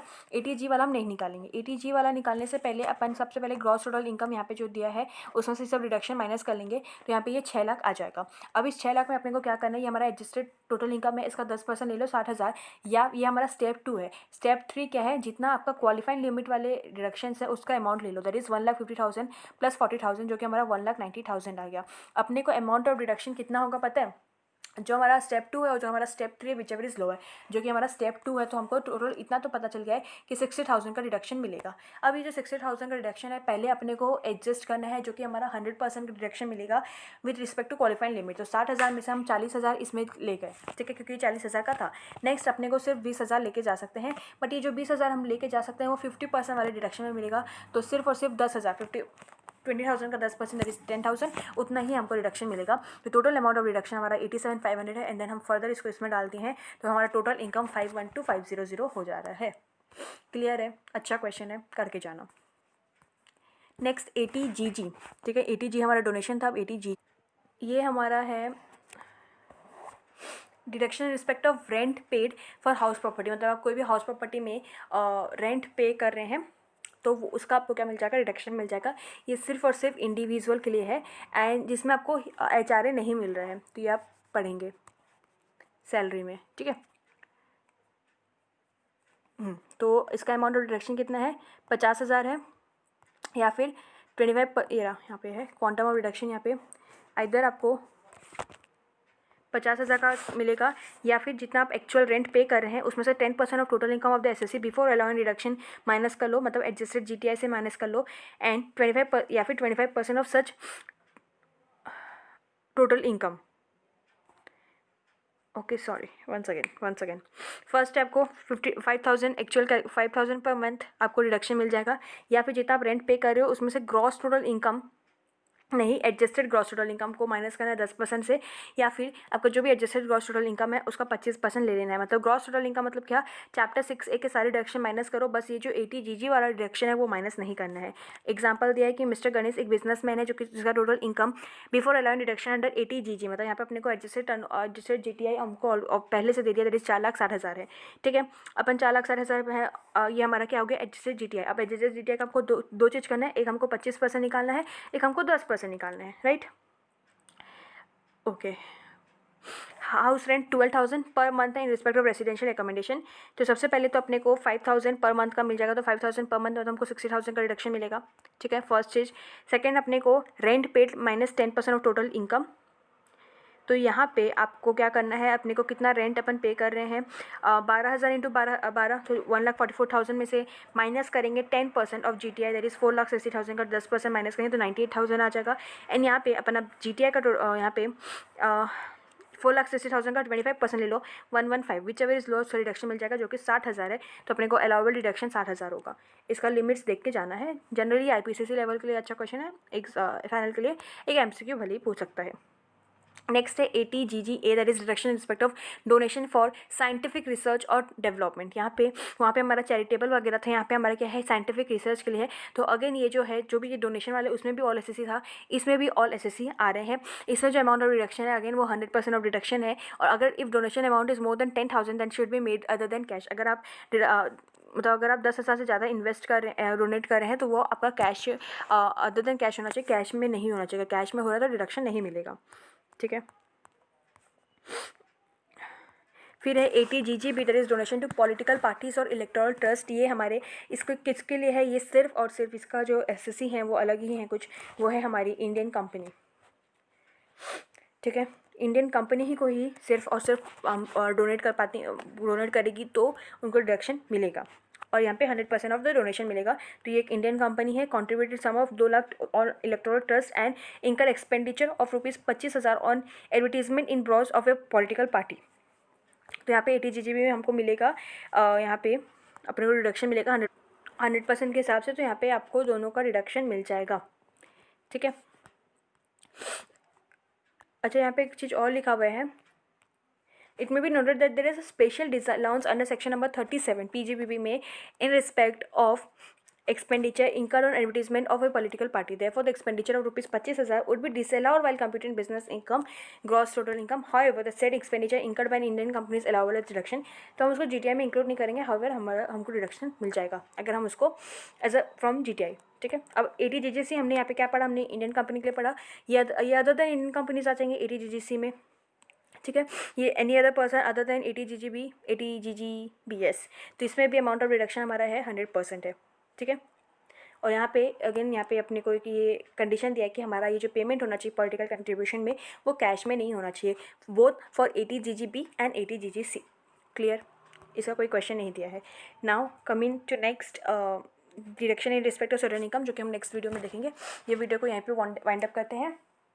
सो आई होप आप लोगों को समझ में आया होगा, आपने थोड़ा समरी वमरी या फिर जो बुक्स रेफर करें उसमें नोट डाउन कर लिया होगा, इलस्ट्रेशन मार्क आउट कर लिया होगा, सब कर लिया होगा। एंड या that's it guys, thank you very much for your kind patience, have a good day.